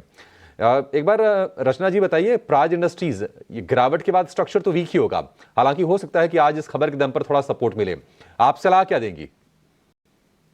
जी, प्राज इंडस्ट्री में ट्रेंड तो बहुत strongly near term trend down बन चुका है, लेकिन एज यू सेड न्यूज की वजह से अगर कोई पॉजिटिविटी आती है तो उसका पूरा चांस है, क्योंकि डाउन साइड पे स्ट्रेचिंग भी काफी ज्यादा है। तो अगर ये काउंटर दोबारा से एक पुल बैक मूव भी देता है तो that could also be significant and it can take the counter towards 700 also in the upcoming days, अगर पॉजिटिविटी कंटिन्यू करती है तो। और मार्केट के भी रुख को देखते हुए ये लग रहा है कि एक पुल बैक आना चाहिए, जो यहाँ पे 600 के नजदीक है हम, तो 700 तक की मूवमेंट, 700 730 तक की मूवमेंट यहाँ पे प्रोबेबली दिखाई देने के चांसेस है। और ये तब तक व्यू बरकरार रहेगा जब तक ये काउंटर 550 के ऊपर बना रहेगा। प्राज इंडस्ट्रीज को लेकर ये व्यू। वैशाली जी, पावर ग्रिड के भी नतीजे आए हैं और हमने देखा हाल फिलहाल मतलब इस महीने की 300 रुपए के ऊपर जो ही शेयर जाता है वहां पर सप्लाई आ जाती है। नंबर्स इसके वीक आए हैं, 285 रुपए का भाव है। रेवेन्यू की बात करें 3% गिरावट है, मुनाफे में 4% गिरावट है और मार्जिन पर भी प्रेशर है, 88% से घट के मार्जिन आगे है 85% पर। पावर ग्रिड क्या व्यू होगा, कितना नीचे गिर सकता है ये अभी? एक्चुअली जब मैं डेली चार्ट देख रही हूँ तो मुझे लग रहा है may be it is factored in, but अगर ये 280 लेवल्स तोड़ता है तो आई थिंक फर्दर डाउनसाइड 270 265 तक जा सकता है। ठीक है, 265 तक पावर ग्रिड का शेयर गिर सकता है। कैस्ट्रॉल के नतीजे मजबूत आए हैं Q4 के और रेवेन्यू 5% बढ़ी है, मुनाफे में 30% की ग्रोथ है, मार्जिन भी कंपनी ने बहुत सॉलिड तरीके से एक्सपेंड किया है, करीब 5% इनके मार्जिन में इजाफा है कैस्ट्रॉल के। कैस्ट्रॉल किरण जी आप चेक करके बताइए चार्ट्स कैसे लग रहे हैं आपको इसके? सो कैस्ट्रॉल की अगर हम बात करें तो एक अच्छे खासे मूव के बाद हम देख रहे हैं कि 280 से स्टॉक में वन साइड करेक्शन स्टार्ट हुआ था, 162 तक के लो बनाए हैं। वहां से आप देखोगे तो डेली चार्ट के ऊपर एक bullish reversal candlestick pattern hammer बनी हुई है।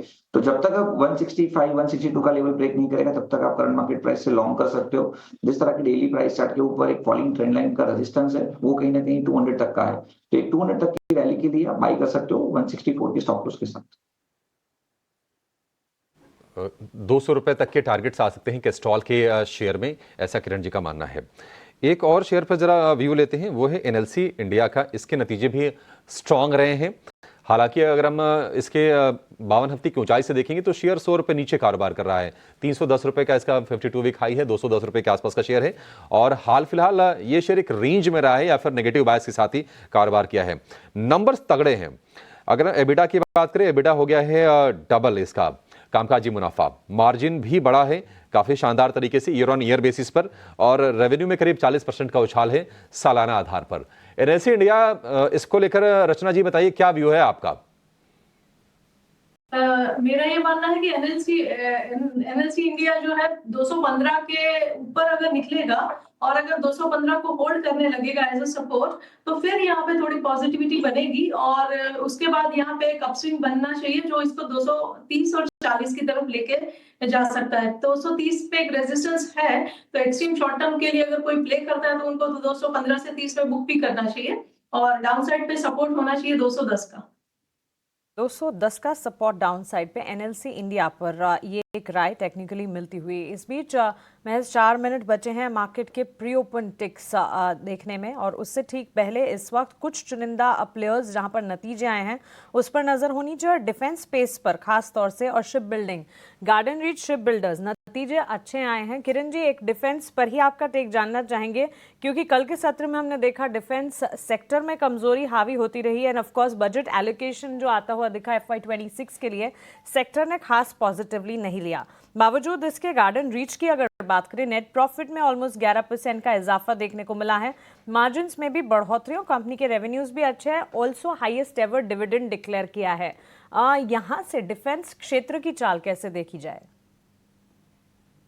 डिफेंस क्षेत्र की अगर हम बात करें तो जैसे आपने बताया, बहुत राइटली मेंशन किया कि कहीं ना कहीं जिस तरह से बजट के अंदर हमने देखा कि रेलवे और डिफेंस दोनों के लिए कुछ खास इतना जो एक्सपेक्टेशन है उसके हिसाब से हमने देखा नहीं, कुछ अलोकेशन आया, इसके चलते एक प्रॉफिट बुकिंग कंटिन्यू है। अब मेरे हिसाब से आप HAL का चार्ट देखिए, GRSE का चार्ट देखिए, BDL का चार्ट देखिए, तो वहाँ पे एक प्रॉफिट बुकिंग कंटिन्यू है। मेरे हिसाब से थोड़ा वेट एंड वॉच का नजरिया रखना चाहिए। अब गार्डन रीच की बात करें हम, तो एक मेजर सपोर्ट हमें देखने को मिल रहा है 1340 1350 के आसपास तक का, तो एक लॉन्ग टर्म या तो मीडियम टर्म इन्वेस्टर के लिए वो स्टॉप लॉस बन रहा है। नई खरीदारी के लिए मेरे हिसाब से थोड़ा वेट एंड वॉच करना चाहिए, करंट मार्केट प्राइस से नहीं लेना चाहिए। हाँ, अगर आपको कोई डिप मिलता है 1350 से लेके 1400 के बीच में, तो वहां पे आप एक बार के लिए एक्यूमुलेट कर सकते हो। तो जिनके पास है वो 1300 के एक स्टॉप लॉस के साथ होल्ड करें। फ्रेश खरीदारी के लिए मेरे हिसाब से वेट एंड वॉच करें।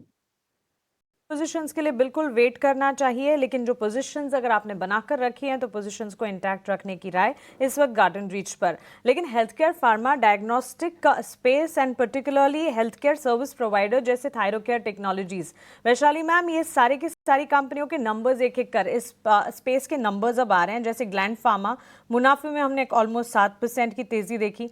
थायरोकेयर टेक्नोलॉजीज की अगर बात करें, नतीजे अच्छे रहे, नेट प्रॉफिट ऑलमोस्ट 24% के अपमूव्स दिखा रहे थे। On the flip side Alembic pharma में हमने देखा मार्जिन्स और साथ ही मुनाफे के फ्रंट पर गिरावट हाथ लगी। डिफेंसिव्स के तौर पर pharma, health care, diagnostic volatile markets में बाजार को संभालने का काम करता है। कोई टेक बन रहा है यहाँ पर? Don't think so actually. मैं जो देख रही हूँ स्टॉक्स में किसी में एक अच्छा सा ट्रेंड एस्टेब्लिश नहीं हुआ है। But having said that, in fact health care में अगर बात करें तो मैक्स हेल्थ हमने रेकमेंड भी किया है, and technically also it looks very good.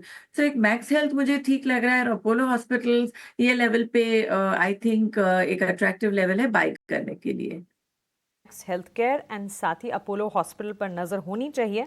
बाजार खुलने के साथ इन स्टॉक्स में किस तरह के रिएक्शन, इस पर जरूर नजर होगी। रचना जी, गुड मॉर्निंग। थोड़ी देर पहले हम पेंट स्टॉक्स की बात कर रहे थे, ऑयल मार्केटिंग को भी टच बेस किया था। ONGC की अगर बात करें, जेफरीज की बुलिश रिपोर्ट यहाँ आई है, खरीदारी की राय तो इन्होंने बरकरार रखी है, 375 रुपए के लक्ष्य दिए हैं, और रिस्क रिवॉर्ड रिपोर्ट में कहा गया है काफी अट्रैक्टिव नजर आ रहा है। मजबूत उत्पादन के आउटलुक का अनुमान भी जताया गया है। Oil marketing, oil refining counters पर technically MRPL, Chennai Petro, ONGC, IOC, क्या राय होगी? ONGC की जहां तक बात है, ये काउंटर जब 260 के ऊपर निकलेगा तब हम यहाँ पे थोड़ा कॉन्फिडेंटली कह सकते हैं कि यहाँ पे एक हायर लो बना है। तो उसके बाद एक उम्मीद बनती है कि शायद हायर हाई भी बना है, मार्केट टर्न करे और 270 को भी क्रॉस करे। पर जब तक ये 260 के नीचे है तब तक ये जो पुल बैक कल भी आया था और आगे भी आ सकता है, that should be treated only as a pull back rally and not a kind of strong support जो आगे रिवर्सल भी ला सकता है। तो नेवरदलेस 250 से 260 का डिस्टेंस भी काफी है, तो शॉर्ट टर्म प्लेयर्स उसको भी प्ले कर सकते हैं with a stop loss of 247 approximately. 260 को अगर क्रॉस करेगा तो मोमेंटम में और इंक्रीमेंट आना चाहिए। आज नतीजों की अगर बात करें, निफ्टी स्पेस में टाइटन, एशियन पेंट्स के नंबर्स तो हैं ही, इसके अलावा वायदा बाजार की करीब 5 कंपनियों के नतीजे आने वाले हैं, जिस लिस्ट में max financial, Tata power, Godrej properties, Torrent power जैसे काउंटर्स शामिल हैं। किरण, रियल एस्टेट पैक पर क्या नजरिया होगा, चाहे फिर वो छोटी मझौली रियल एस्टेट कंपनियां हो या फिर larger player like Godrej properties? Number से ठीक पहले हम देख रहे हैं सेक्टर में और साथ ही स्टॉक स्पेसिफिक मूव्स में कॉशियस आउटलुक नजर आ रहा है।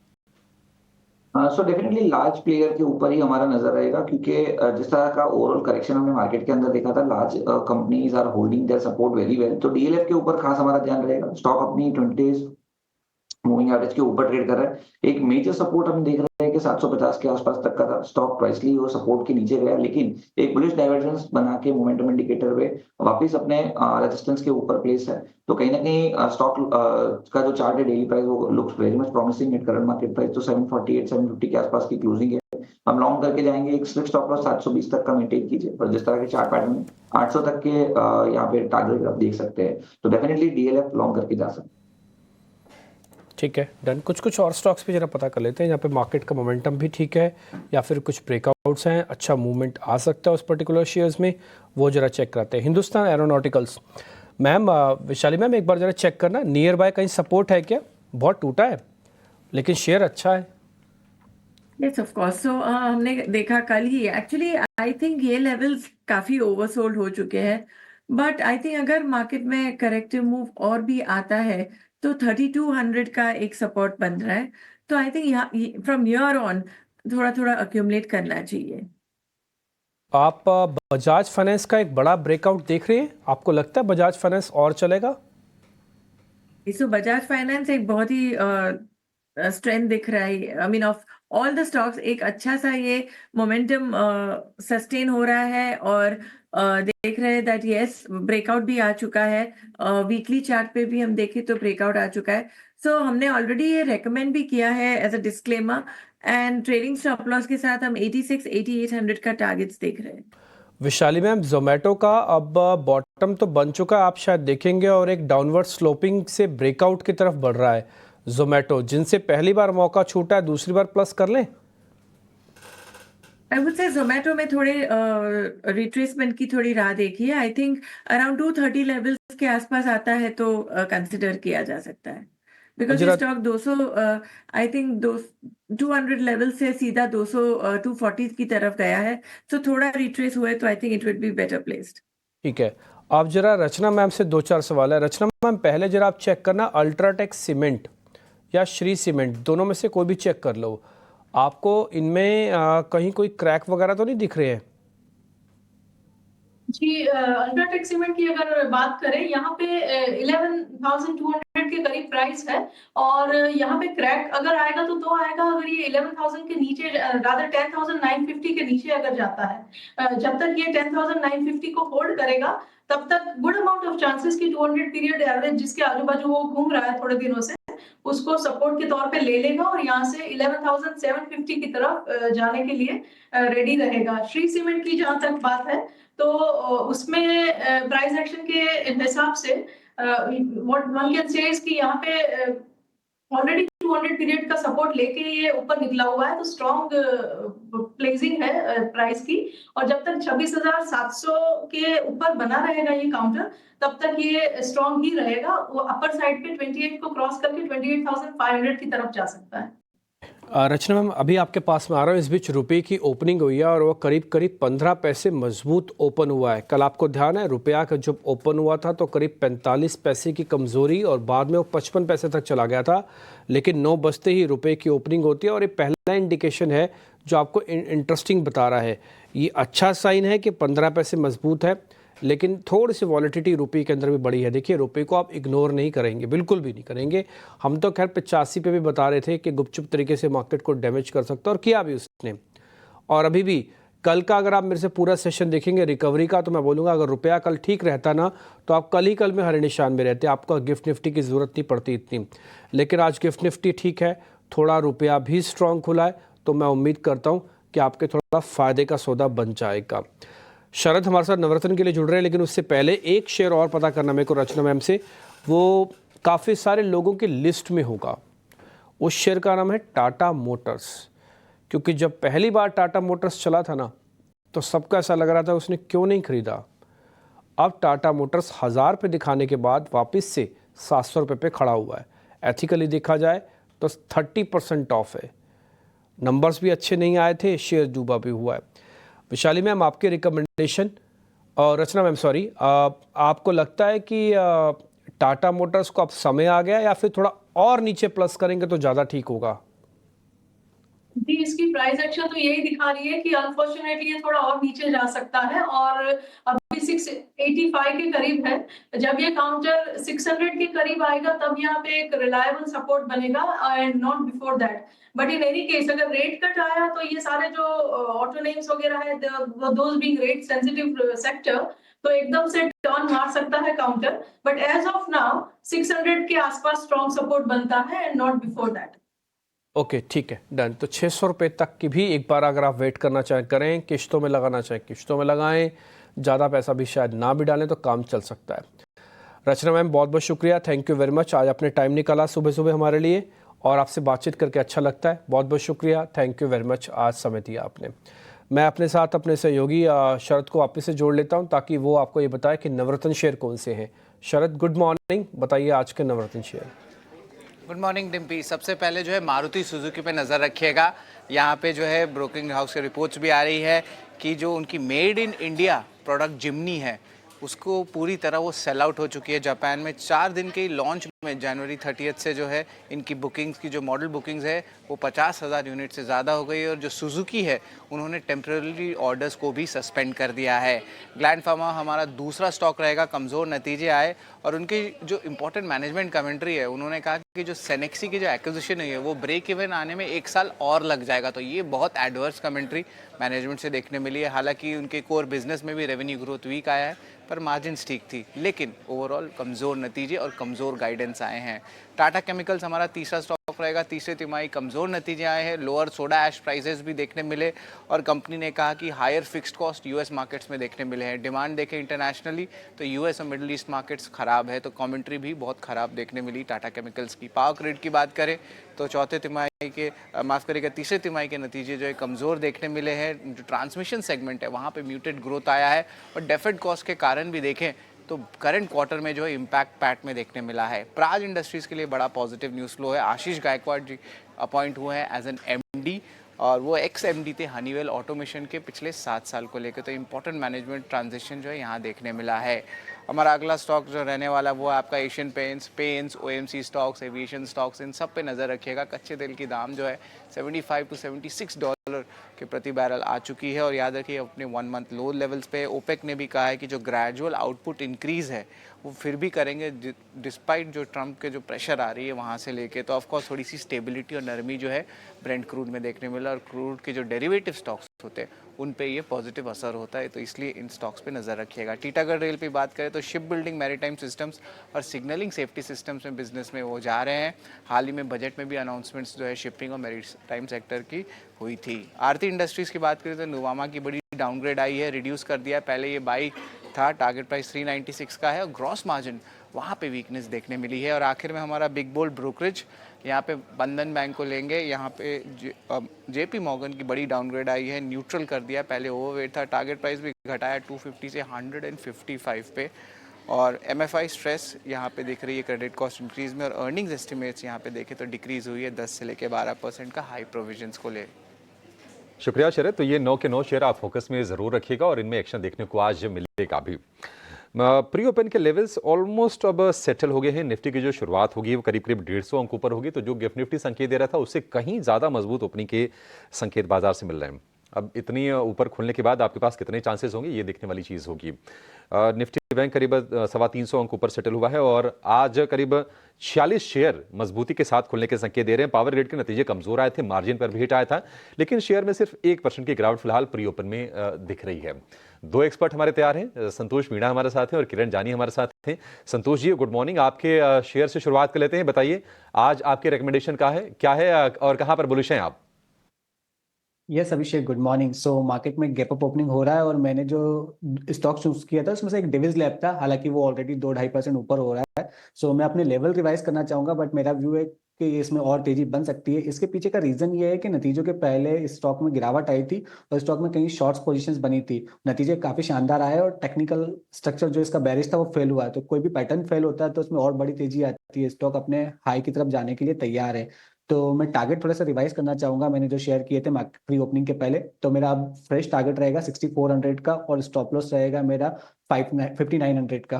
और सेकंड मेरा स्टॉक है एल&टी टेक्नोलॉजी। इसकी भी बात करें तो में भी काफी स्ट्रेंथ देखने को मिल रही है। ये स्टॉक एक फ्रेश ब्रेकआउट के लिए रेडी है। अब इसके भी नतीजे काफी अच्छे आए थे और इसने आईटी पैक को आउट परफॉर्म किया है, रिलेटिव स्ट्रेंथ है यहाँ पर।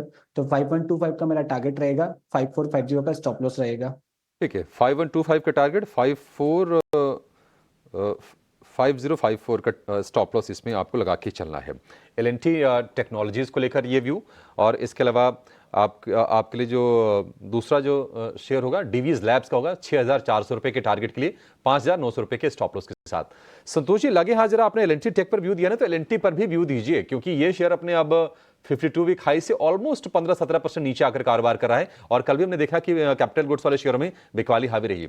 आपके बाइंग जोन में कब आएगा शेयर ये?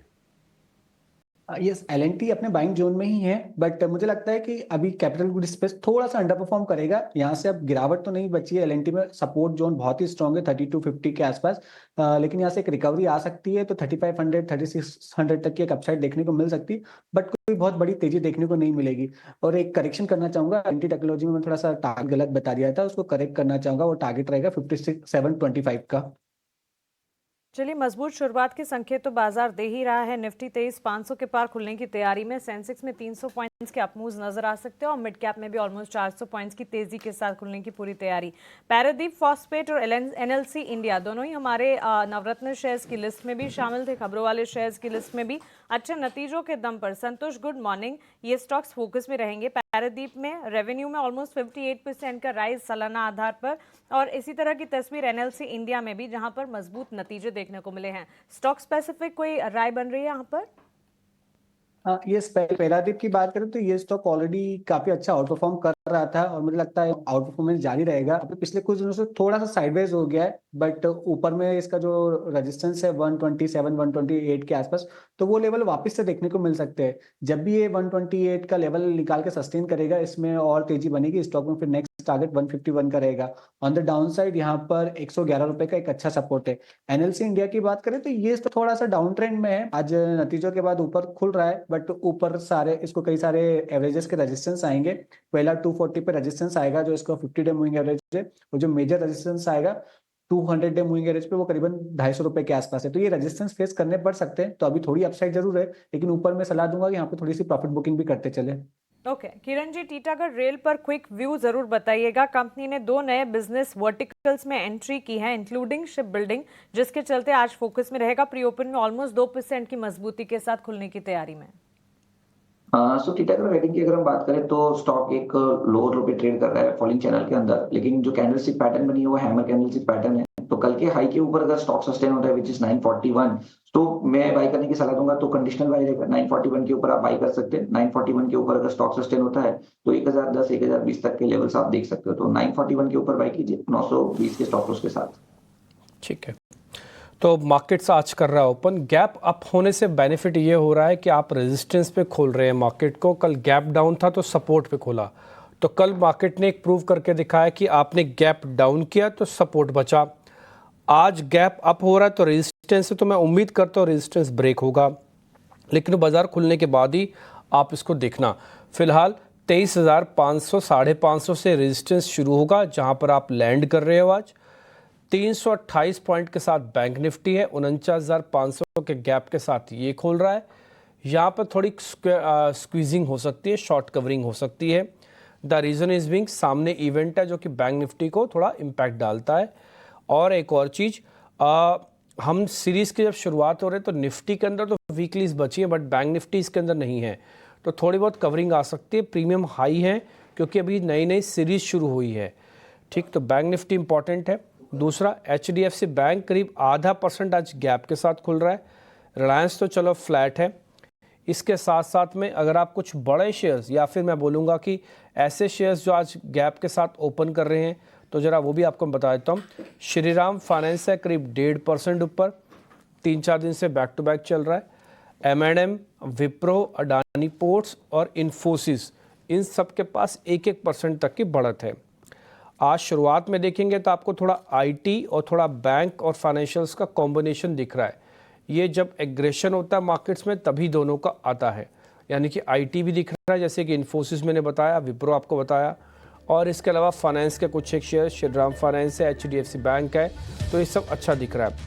आज जो कमज़ोर खुल रहे हैं वो है थोड़ा ग्रासिम पावर ग्रिड, ये कुछ कमज़ोर शेयर है। खैर बेल रिंग हुई मार्केट की ओपनिंग, और ओपनिंग के बाद अब बाजार आप देखेंगे 135 पॉइंट ऊपर, अभी 140 पॉइंट ऊपर, 300 पॉइंट बैंक निफ्टी के अंदर देखने को मिल रहा है। शुरुआत में इंडिया विक्स देखना तो नहीं, बट हाँ फिर भी इंडिया विक्स थोड़ा कमज़ोर है अभी।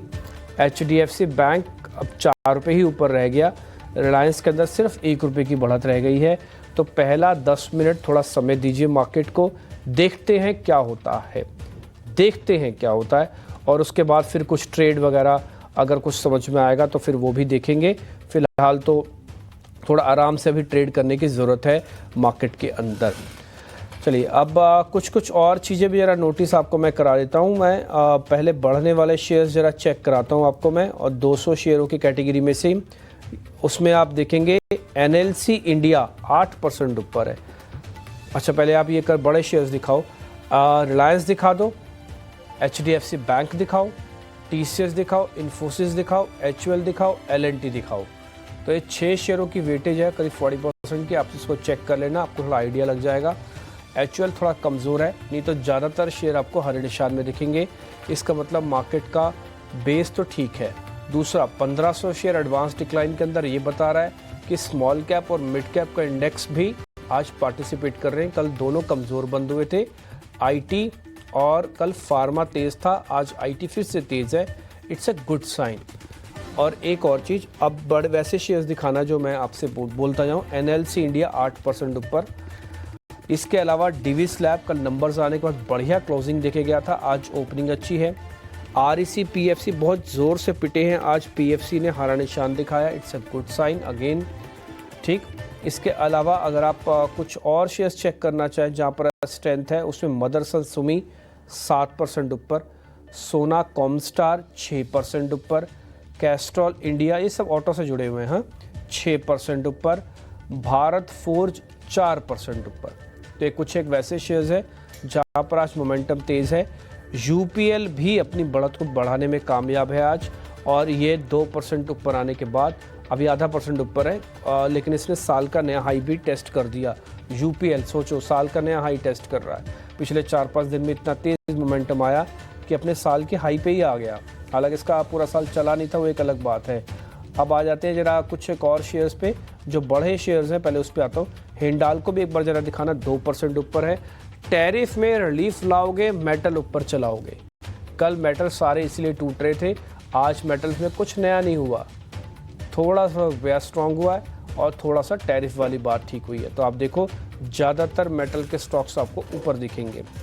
इसके अलावा BEL भी आज ऊपर है। डिफेंस वाले शेयरों में जो गिरावट चल रही थी वो थोड़ी रुक सी गई है, ये भी एक अच्छा साइन है। एडवांस डिक्लाइन की रेशो 1700 वर्सेस 300 शेयरों की अभी दिख रही है। तो मार्केट को खुले हुए करीब अभी 3 मिनट हो चुके हैं। 3 मिनट के अंदर बाजार ने अपनी गिरावट को बढ़ाया ही है, कम नहीं किया। थोड़ा बढ़ाया ही है, कम नहीं किया है, और मैं उम्मीद करता हूँ थोड़ा और खींचेगा। 1% इंडिया विक्स डाउन है। इस 171 शेयर F&O के आज तेज़ हैं। शुरुआत में नोटिस करके रखिएगा, और 1700 और 1900 के शेयर के मुकाबले जो आप गिरावट वाले शेयर देख रहे हैं वो बेहद कम है। मैं उम्मीद करता हूँ FIs की पार्टिसिपेशन अगर बड़े शेयरों में आ जाएगी तो इंडेक्स भी चलेगा और आपका पैसा भी बनेगा। ये हीट मैप है, आज आप देख रहे होंगे पूरा हीट मैप ऑलमोस्ट ग्रीन आपको दिख रहा है। शुरुआत में कुछ मेटल्स और ऐसे स्टॉक्स जिनका ग्लोबल एक्सपोजर है, जैसे कि ONGC, जैसे कि इन्फोसिस, वो आपको दिखेंगे क्योंकि ग्लोबल मार्केट्स थोड़े ठीक हुए हैं।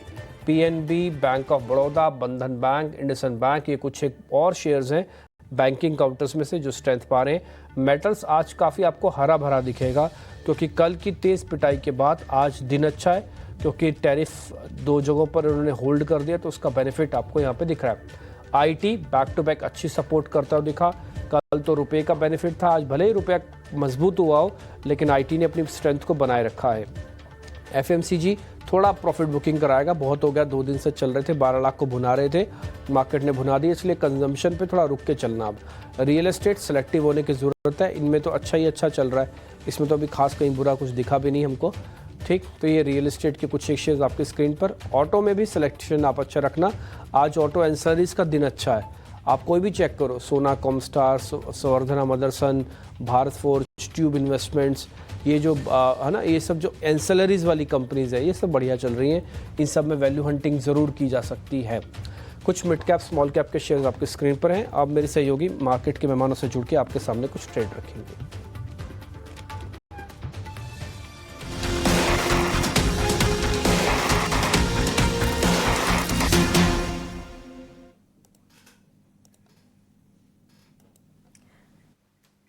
चलिए, तो बिल्कुल बाजार की शुरुआत के हर पहलू को हमने आपके सामने रख दिया है। मजबूत शुरुआत और बोलबाला मेटल सेक्टर का सबसे आगे, उसके ठीक साथ साथ ऑटो एंसिलरी पर भी विस्तार से आगे बातचीत होगी। Energy, IT, realty, pharma, her sector हर पॉकेट में अच्छा खासा एक्शन। कंजम्पशन, एफएमसीजी हल्की फुल्की बिकवाली का दबाव देख रहा है, लेकिन देखते हैं ड्यूरिंग द सेशन ये संभलता या नहीं। ओपनिंग ट्रेड्स हमारे एक्सपर्ट से जान लेते हैं। संतोष, बताइए बाजार की शुरुआत को आप कैसे देख रहे हैं और कौन से स्टॉक्स हैं आपके रेडार पर?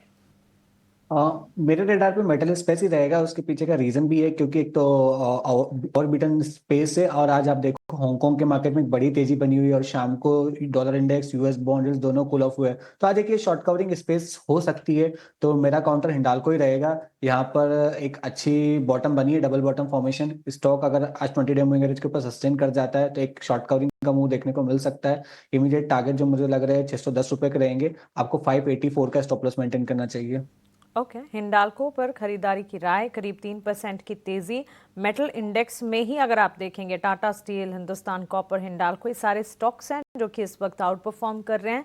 इसके साथ साथ अगर आप देखें एनएलसी इंडिया, ओएनजीसी जैसे स्टॉक्स, जहां पर हमने बाजार खुलने से ठीक पहले हमारे एक्सपर्ट से राय ली थी, वहां पर भी एक्शन है। और कैस्ट्रॉल इंडिया पर भी नजर जानी चाहिए। ऑलमोस्ट 7% के अप मूव्स के साथ ये स्टॉक भी मजबूती के साइंस दिखाते हुए। बैंक्स, फाइनेंशियल्स भी पीछे नहीं है। बंधन बैंक, इंडसइंड बैंक के सारे स्टॉक्स और छोटी मझौली बैंक्स में भी एक्शन पैक कामकाज इस वक्त नजर आएगा। किरण, आप बताइए आपकी तरफ से स्टॉक स्पेसिफिक क्या होगा रेडार पर? सो ओवरऑल जिस तरह से मार्केट ओपन हुआ है, काफी सारे स्टॉक्स है जो अपने ब्रेकआउट लेवल के आसपास ट्रेड कर रहे हैं। हमने देखा था कि 2 दिन की जो वोलेटिलिटी थी उसमें डेफिनेटली थोड़े नीचे आए थे, लेकिन यहाँ पे आप करंट मार्केट प्राइस से लॉन्ग कर सकते हैं। So Dalmia Bharat looks very good. Dalmia Bharat में एक inverted head and shoulder pattern का ब्रेकआउट था। 200 दिन के मूविंग एवरेज के सपोर्ट के आसपास स्टॉक ट्रेड कर रहा है। तो करंट मार्केट प्राइस हमें अराउंड 1830 के आसपास ट्रेड कर रहा है। मेरे हिसाब से लॉन्ग करके जाना चाहिए। 1800 का एक स्ट्रिक्ट स्टॉप लॉस रखिए, और जिस तरह की चार्ट पैटर्न है 2000 तक के लेवल्स यहाँ पे हमें देखने को मिल सकते हैं। तो not only for the opening trades, but मेरे हिसाब से आप 5 से 6 दिन अगर होल्ड रख सकते हो तो 2000 तक की भी रैली आपको दालमिया भारत में देखने को मिल सकती है। ठीक है, एन इंटरेस्टिंग वन, सीमेंट और सीमेंट प्रोडक्ट से ताल्लुक रखने वाली कंपनी दालमिया भारत पर नजर है किरण की। 2000 तक के लेवल्स नजर आ सकते हैं। जरूरी नहीं है कि इसी वक्त कोई पोजीशन ले, लेकिन इसे अपनी लिस्ट में जरूर बनाकर रख सकते हैं। इस बीच ऑटो और ऑटो एंसिलरी की चाल जिसकी हम बात कर रहे थे, संवर्धना मदरसन, सोना बीएलडब्ल्यू, भारत फोर्ज, तीनों स्टॉक्स को पुल अप करेंगे। अच्छा खासा एक्शन यहाँ पर देखने को मिल रहा है। ट्यूब इन्वेस्टमेंट में भी मजबूती के साइंस। किरण, ऑटो एंसिलरी अच्छा एक्शन दिखा रहे हैं, इसमें पीसीबीएल को भी जोड़ दीजिएगा। एक बार देखते हैं पीसीबीएल के चार्ट्स कैसे नजर आ रहे हैं। कार्बन ब्लैक बनाने का काम करती है टायर्स के लिए। ये 2% की तेजी स्टॉक में भी है, क्या राय होगी? तो पीसीबीएल की अगर हम बात करें, जिस प्रकार से स्टॉक के प्राइस हम देख रहे हैं, राउंडिंग बॉटम पैटर्न ब्रेकआउट है, साथ ही साथ 200 दिन की मूविंग एवरेज के ऊपर ट्रेड कर रहे हैं। एक फॉलिंग ट्रेंड लाइन ब्रेकआउट भी हमें देखने को मिल रहा है। तो कोई भी डिप आता है करंट मार्केट प्राइस से लॉन्ग कीजिए। एक पोजिशनल स्टॉप लॉस 390 के नीचे का रखिए, और ऊपर में वापस ये स्टॉक प्राइस अपने 450 460 तक के लेवल टेस्ट कर सकते हैं। तो डेफिनेटली मेरे हिसाब से लॉन्ग करके जाना चाहिए। आज अगर आप देख रहे हैं तो एक पैटर्न मैं आपको और दिखाता हूँ। आज काफ़ी दिनों बाद पुट्स टूट रही हैं और कॉल्स बढ़ रही हैं। कॉल्स बढ़ने का संकेत होता है कि बाय हो रहा है, और पुट्स टूटने का संकेत है कि मंदी छट रही है ना। बट लेवल्स हमने अच्छे से पार किए। एग्जाम्पल के तौर पर जैसे 23,500 को टिका रखा अभी तक, तो खुलने के बाद ये आप देख पा रहे होंगे कॉल्स के अंदर बाइंग आपको दिख रही है 96%। एज इट इज़ इसकी पुट भी दिखाना 23,500 की, एज इट इज़ दिखा दो इसकी पुट 6 फेब वाली। ये तो निफ्टी है क्योंकि इसका वीकली है, चेक हो सकता है। आप देखो वो 46% टूटा और यहाँ पे 96% है। बट कॉल्स के अंदर एक चीज़ आप कम देख रहे होगे, वो है ओपन इंटरेस्ट 3% का, और यहाँ पे 44% का है। जिनके पास शॉर्ट्स हैं वो सरेंडर फास्ट कर रहे हैं, और जिनके पास कॉल्स हैं वो अभी भी डर डर के खरीद रहे हैं, क्योंकि थोड़ा अभी और मेहनत करने की ज़रूरत है। बट फिर भी काबिल तारीफ़ है, मार्केट्स ने ये पोस्ट बजट जो टैरिफ वाला मामला है बहुत अच्छे से डाइजेस्ट किया। करेंसी को डाइजेस्ट किया और उस पर पैनिक नहीं किया, ये बाज़ार की कोर स्ट्रेंथ को बताने के लिए सफिशेंट है। 10% के एफआईज की होल्डिंग पर भी अगर बाज़ार अब नहीं टूट रहे हैं और इस तरह से कॉल्स की बाय और पुट्स की टूट हो रही है, इसका मतलब है कि बाज़ार काफ़ी हद तक स्ट्रॉन्ग हैंड्स में जा चुका है। देखते हैं थोड़ा और एफआईज की होल्डिंग कब तक नहीं आती है। कब तक आप इग्नोर मारोगे बॉस? कब तक आप बैठोगे? 20 दिन तो हो ही गए, 25 दिन तो हो गए आपको देखते हैं कब आते वापस। और जिस दिन एफआईज आएंगे आप देखना, उस दिन रंगत ही मार्केट की कुछ और होगी, उस दिन रंगत कुछ और होगी मार्केट की, क्योंकि जब वो अब आएंगे तो एक बहुत बड़े ब्रेकआउट के साथ आएंगे। ट्रस्ट में, मेरे को नहीं पता मैं कितना सही बोल रहा हूँ, बट हमने बैक टेस्टेड करके देखा हुआ है कि 10% से 30% में ही कम से कम 1000 पॉइंट निफ्टी चल जाती है। देखते हैं क्या होता है। आज करीब 250 पॉइंट की बढ़त के साथ निफ्टी ऑलमोस्ट डेज हाई है, और जैसे मैंने कहा खुलने के बाद मेरे को तो कोई प्रॉब्लम दिख ही नहीं रही है। आ जाते हैं जरा फटाफट से कुछ लॉन्ग शेयर्स पे जहाँ पर आज ताज़ा खरीदारी हुई है। मैं आज के मेहमानों से ज़रा वो पता कर लेता हूँ। संतोष सर, ज़रा आपसे है वो शेयर सारे। डीवीएस लैब और कितना चलेगा सर? कल की क्लोजिंग अच्छी थी, रिजल्ट्स अच्छे थे, आज गैप भी हुआ और 4% ऊपर भी आ गया।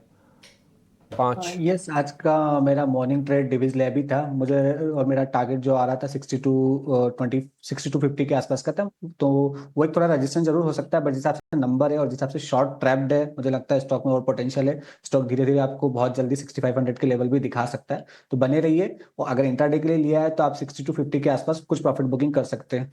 ठीक है, ये पीएफसी और आरईसी के अंदर वैल्यू हंटिंग कर सकते हैं। काफ़ी टूटे हैं लोग, तो यही देखते रहते हैं अच्छा कौन सा शेयर कितना ज़्यादा टूटा है। अब ये नहीं चेक कर रहे हैं कि कितना स्ट्रांग है, वो ये चेक कर रहे हैं कितना वीक हुआ था। वो एक लिस्ट निकलती है जिसके अंदर एक का लिखा रहता है 45% शेयर टूटा है। अरे भाई 45% शेयर टूटा, कुछ तो वजह होगी ना 45% शेयर टूटने की। चलो ये भी एक अच्छा तरीका है, मैं फिर भी बोलूँगा एक अच्छा तरीका। अच्छा शेयर अगर सस्ता मिलता है तो फिर क्यों ना खरीदें। आरईसी पीएफसी पे संतोष सर एक बार आपकी रिकमेंडेशन। यस, आरईसी पीएफसी की बात करें तो एक हेल्दी करेक्शन आ चुका है, तो यहाँ पे वैल्यू बाइंग की जा सकती है। एज ए ट्रेडिंग पर्सपेक्टिव तो नहीं, बट अगर आप इन्वेस्टर है तो यहाँ पे थोड़ा थोड़ा एक्युमुलेट करना शुरू करें, क्योंकि यहाँ से बहुत ज्यादा डाउनसाइड नजर नहीं आ रही है अभी। थोड़ा सा इन स्टॉक्स के लिए सेंटिमेंट इतने अच्छे हैं नहीं, तो अभी बहुत ज्यादा चलेंगे नहीं। लेकिन अगर आप जब थोड़ा सा इन लोगों के लिए सेंटिमेंट सुधरेगा, तो ये स्टॉक ऐसे हैं जहाँ पर रिस्क रिवॉर्ड काफी फेवरेबल है। चाहते हो संतोष सर, कोई ऑप्शन है आपके पास? सॉरी, ऑप्शंस का कोई ट्रेड है आपके पास? कोई स्टॉक्स की ऑप्शन, इंडेक्स की ऑप्शंस? यस, मैं एक सजेशन दूंगा। आज थोड़ा सा मुझे लगता है निफ्टी और यहाँ से गेन कंटिन्यू कर सकता है, तो आप सेंसेक्स की एक्सपायरी, आज वीकली ऑप्शन एक्सपायरी, तो सेंसेक्स के ऑप्शन को प्ले कर सकते हो। जो 70,700 का कॉल ऑप्शन है वो करीबन अभी आपका 280 रुपीज के आसपास चल रहा है। यहाँ पर आप 200 का स्टॉप लॉस मेंटेन करके चलिए, आपको 420 की अपसाइड देखने को मिल सकती है। ठीक है ना, टारगेट है 200 का, स्टॉप लॉस है 280 पे मिलेगा। स्ट्राइक बता दो बस सेंसेक्स की सर कौन सी है? 77,700 77,700 ना सर? मेरे को बोलने दो सर पहले। 77,700 ना? राइट। ठीक है, डन। 77,700 वाली जो कॉल है ये आप स्क्रीन पे सिर्फ छाप दो, हम दिखा तो नहीं पाएंगे, ऑप्शंस हमारे पास शायद सेंसेक्स एक्टिव नहीं है। एक बार 77,700 की कॉल मैं रिपीट कर देता हूँ।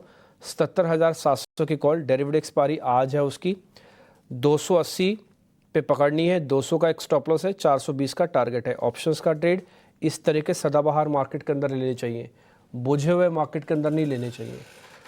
एक्टिव मार्केट के अंदर लोगे ना तो ऑप्शंस अच्छे चलती है, और बुझे हुए मार्केट्स के अंदर कॉल और पुट दोनों बुझी रहती हैं। भले ही वो जैसे तैसे करके हरे निशान में खड़ा रहो, तब भी कॉल्स नहीं चलती हैं। किरण जानी, आपने कोई शेयर ढूंढा है मार्केट खुलने के बाद? जी, टाइटन काफी अच्छा लग रहा है करंट मार्केट प्राइस से। अगर आप टाइटन का प्राइस चार्ट देखोगे तो असेंडिंग ट्रायंगल पैटर्न ब्रेकआउट हमें देखने को मिल रहा है। ब्रेकआउट गैप अप के साथ हुआ था, तो 3600 के आसपास टाइटन चल रहा है, मेरे हिसाब से लॉन्ग करना चाहिए। स्टॉप लॉस आप थोड़ा बड़ा रखिए 3550 का, और जिस तरह के चार्ट पैटर्न है डेफिनेटली आप यहाँ पे एक अच्छी खासी रैली 3800 तक की देख सकते हो। तो Titan looks very much promising at current market price. ठीक है, टाइटन 0.25% के आसपास की तेजी है, लेकिन आज टाइटन के Q3 के नंबर्स भी आएंगे और कल हम मैनेजमेंट से बातचीत भी करेंगे 10 बजे के आसपास। लेकिन नतीजों का अनुमान जरा समझ लेते हैं कि किस तरह की उम्मीदें हैं। फेस्टिव डिमांड वैसी बहुत ज़्यादा स्ट्रांग थी नहीं पिछली तिमाही की अगर हम बात करें तो।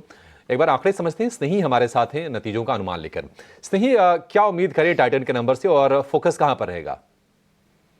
जी बिल्कुल, टाइटन के Q3 नंबर्स के बारे में बात करते हैं तो स्टैंडअलोन बेसिस पर रेवेन्यू हमें उम्मीद है 16,320 करोड़ पर आएगा, जो कि 26% ईयर ऑन ईयर बेसिस का अपटिक है। एबिटा की उम्मीद हम 1,651 करोड़ की कर रहे हैं, 13.5% ईयर ऑन ईयर की अपटिक वहाँ पर भी।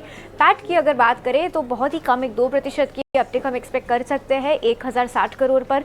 और नेट अगर मार्जिन के बारे में बात करें तो यहाँ पर थोड़ा सा प्रेशर बनता हुआ दिख सकता है, 10.1% कंपेयर टू 11.3% जो ये टाइम पिछले साल में ये क्वार्टर में था। अगर हम एक्सपेक्टेशन की बात करें तो एक वन टाइम इन्वेंट्री लॉस हम देख सकते हैं करीबन 200 से 260 करोड़ के बीच में। This is on the back of जो कस्टम ड्यूटी में रिडक्शन हुआ था इंटरिम बजट में, उसका ओवरहैंग हमें इस क्वार्टर में भी दिख सकता है। Q3 अपडेट के हिसाब से, कंपनी के अपडेट के हिसाब से स्टैंडअलोन ज्वेलरी 26% बढ़ सकती है, स्टडेड ज्वेलरी 21%, वॉचेस का 13% से बढ़ने की उम्मीद है। आईवेयर की बात करें तो 17 से 18% की अपटिक वहाँ पर भी एक्सपेक्ट कर सकते हैं। तनिष्क का लेग टू लेग ग्रोथ 15% के आसपास हो सकता है और कैरेटलेट बहुत ही हेल्दी ग्रोथ दिखा सकता है, करीबन 25% के आसपास। फैक्टर्स टू वॉच जब कंपनी अपने नंबर्स डिक्लेयर करेगी तो ये सब इंपॉर्टेंट रहेगा देखने के लिए। फेस्टिव सीजन और वेडिंग सीजन का उनका क्या कहना है, इसका असर कंपनी के Q3 पर कैसा रहा है, demand trends, profitability across segments और कंपेटिटिव इंटेंसिटी और प्रोडक्ट मिक्स, ये सब देखना बहुत ही महत्वपूर्ण रहेगा जब टाइटन के नंबर्स आएंगे। बट जी हाँ, ये सारे नंबर्स ध्यान में रखिएगा टाइटन के Q3 अर्निंग्स के लिए। ठीक है स्नेही, बहुत शुक्रिया। तो मार्जिन को अगर छोड़ दें तो नतीजे ठीक ठाक ही आते हुए दिख रहे हैं टाइटन के, और नतीजों से पहले हल्के से गेंस के साथ ये शेयर कारोबार कर रहा है। बाजार में ऊपरी स्तर से थोड़ा सा प्रेशर है। निफ्टी जो अभी 160 अंकों पर था, जो तेजी है 130 अंकों के आसपास की रह गई है, और निफ्टी बैंक में जो स्ट्रेंथ है 350 अंकों के आसपास की है। लेकिन एडवांस डिक्लाइन रेशियो बेहतर है, 450 शेयर नीचे है लेकिन 1850 शेयर ऊपर कारोबार कर रहे हैं। और एक अच्छी चीज़ आज बाजार में दिख रही है वो ये कि कल तक हम देख रहे हैं कि जो इंफ्रा और केपेक्स से संबंधित जो शेयर थे वो टूट रहे थे, आज वो संभलने की कोशिश कर रहे हैं। BL 3% के गेंस के साथ ये ऊपर है। हडको में कल हमने 9% के आसपास से गिरावट देखी, हडको का शेयर आज ऊपर कारोबार कर रहा है। LNT के शेयर में स्ट्रेंथ देखने को मिली है। इसके अलावा HAL, NCC, ABB, ये तमाम शेयर कल भारी गिरावट का शिकार हो रहे थे लेकिन आज संभलते हुए दिख रहे हैं। एक अच्छा संकेत इसको जरूर माना जाना चाहिए, क्योंकि कितने गिरेंगे, क्योंकि काफी गिरावट 2-3 दिन में आ गई थी इन शेयरों में। एक व्यू जरा जानना चाहेंगे, क्योंकि मेटल में भी आज अच्छी खासी रौनक है। आप देखिए वेदांता में करीब 4% की तेजी दिख रही है, हिंडाल्को 3% ऊपर है। संतोष, मेटल में आपकी नज़र कहाँ पर है? अगर 1-2 शेयर अगर चुनने हो, क्योंकि माना यह जा रहा है कि चाइना +1 वॉल है तो एक फायदा है ही, बाकी भी चूंकि शेयर ऊपरी स्तरों से काफी नीचे आ गए हैं तो थोड़ा लोअर लेवल पर सपोर्ट भी आएगा। ये अभिषेक, तो मेरा ओपनिंग भी हिंडाल्को था। मुझे लग रहा है कि मेटल स्टॉक्स में शॉर्ट कवरिंग आएगी। आज आप देखोगे तो हांगकांग के मार्केट में एक बड़ी तेजी है और US डॉलर इंडेक्स और बॉन्ड यील्ड्स भी कूल ऑफ हुए, तो इसका फायदा इनको मिलेगा। तो पहला तो मेरा काउंटर हिंडाल्को, जिसको मैं ऑलरेडी डिस्कस कर चुका हूँ। दूसरा मुझे लगता है टाटा स्टील पे भी नजर रखना चाहिए। टाटा स्टील भी एक बॉटम बनाने के सिग्नल दे रहा है, तो यहाँ पर तेजी देखने को मिल सकती है। स्टॉक अपने 20 डेमो एवरेज के ऊपर ट्रेड कर रहा है। यहाँ पर आपको एक मूव देखने को मिल सकता है टुवर्ड्स 137.5 तक। अगर आप खरीदारी करते हो तो आपके लिए स्टॉप लॉस रहेगा 131 रुपीज का। ठीक है, टाटा स्टील को लेकर ये व्यू। इन्फोसिस, किरण जी आप बताइए, 1900 रुपए के ऊपर शेयर गया है आज, तेजी आप और बढ़ते हुए इसमें देख रहे हैं? हाँ, सो इन्फोसिस की अगर हम बात करें या ओवरऑल IT सेक्टर की हम बात करें तो जिस तरह से रूपी डेप्रिशिएट हुआ है, भले ही आज एप्रिशिएट होकर ऊपर हुआ है, लेकिन ओवरऑल जिस तरह से डेप्रिशिएट हुआ है डेफिनेटली IT के अंदर ये टेलविंड्स रहेगा। साथ ही साथ टेक्निकली आप देखोगे तो जैसे आपने बताया कि 1900 का एक क्लस्टर रेजिस्टेंस था, उसके ऊपर स्टॉक ट्रेड कर रहा है। मेरे हिसाब से डेफिनेटली जिनके पास है वो लॉन्ग बने रह सकते हैं। जो स्ट्रिक्ट स्टॉप लॉस हमें यहाँ रखना है वो 1880 का रखे। जब तक 1880 के नीचे नहीं जाता है तब तक चांसेस है कि ऊपर 1940 1950 तक के लेवल देख सकते हैं।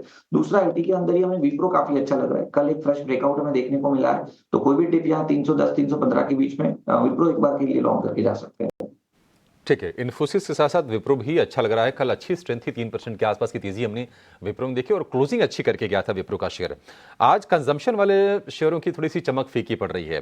ट्रेंड नीचे है, HUL, ब्रिटानिया, नेस्ले, ITC, ये तमाम शेयर आज गिरावट के साथ कारोबार कर रहे हैं। और इसके अलावा एशियन पेंट्स में भी आधे % से ज्यादा की कमजोरी हमें दिख रही है। एशियन पेंट्स के नतीजों का भी आज बाजार को इंतजार है। किस तरह के नंबर्स आएंगे बताने के लिए हमारे सहयोगी रविंदर हमारे साथ जुड़ गए हैं। रविंदर, एशियन पेंट्स बताइए, क्या अनुमान है और इसके नतीजों में खास तौर से नजर कहां पर रहने वाली है?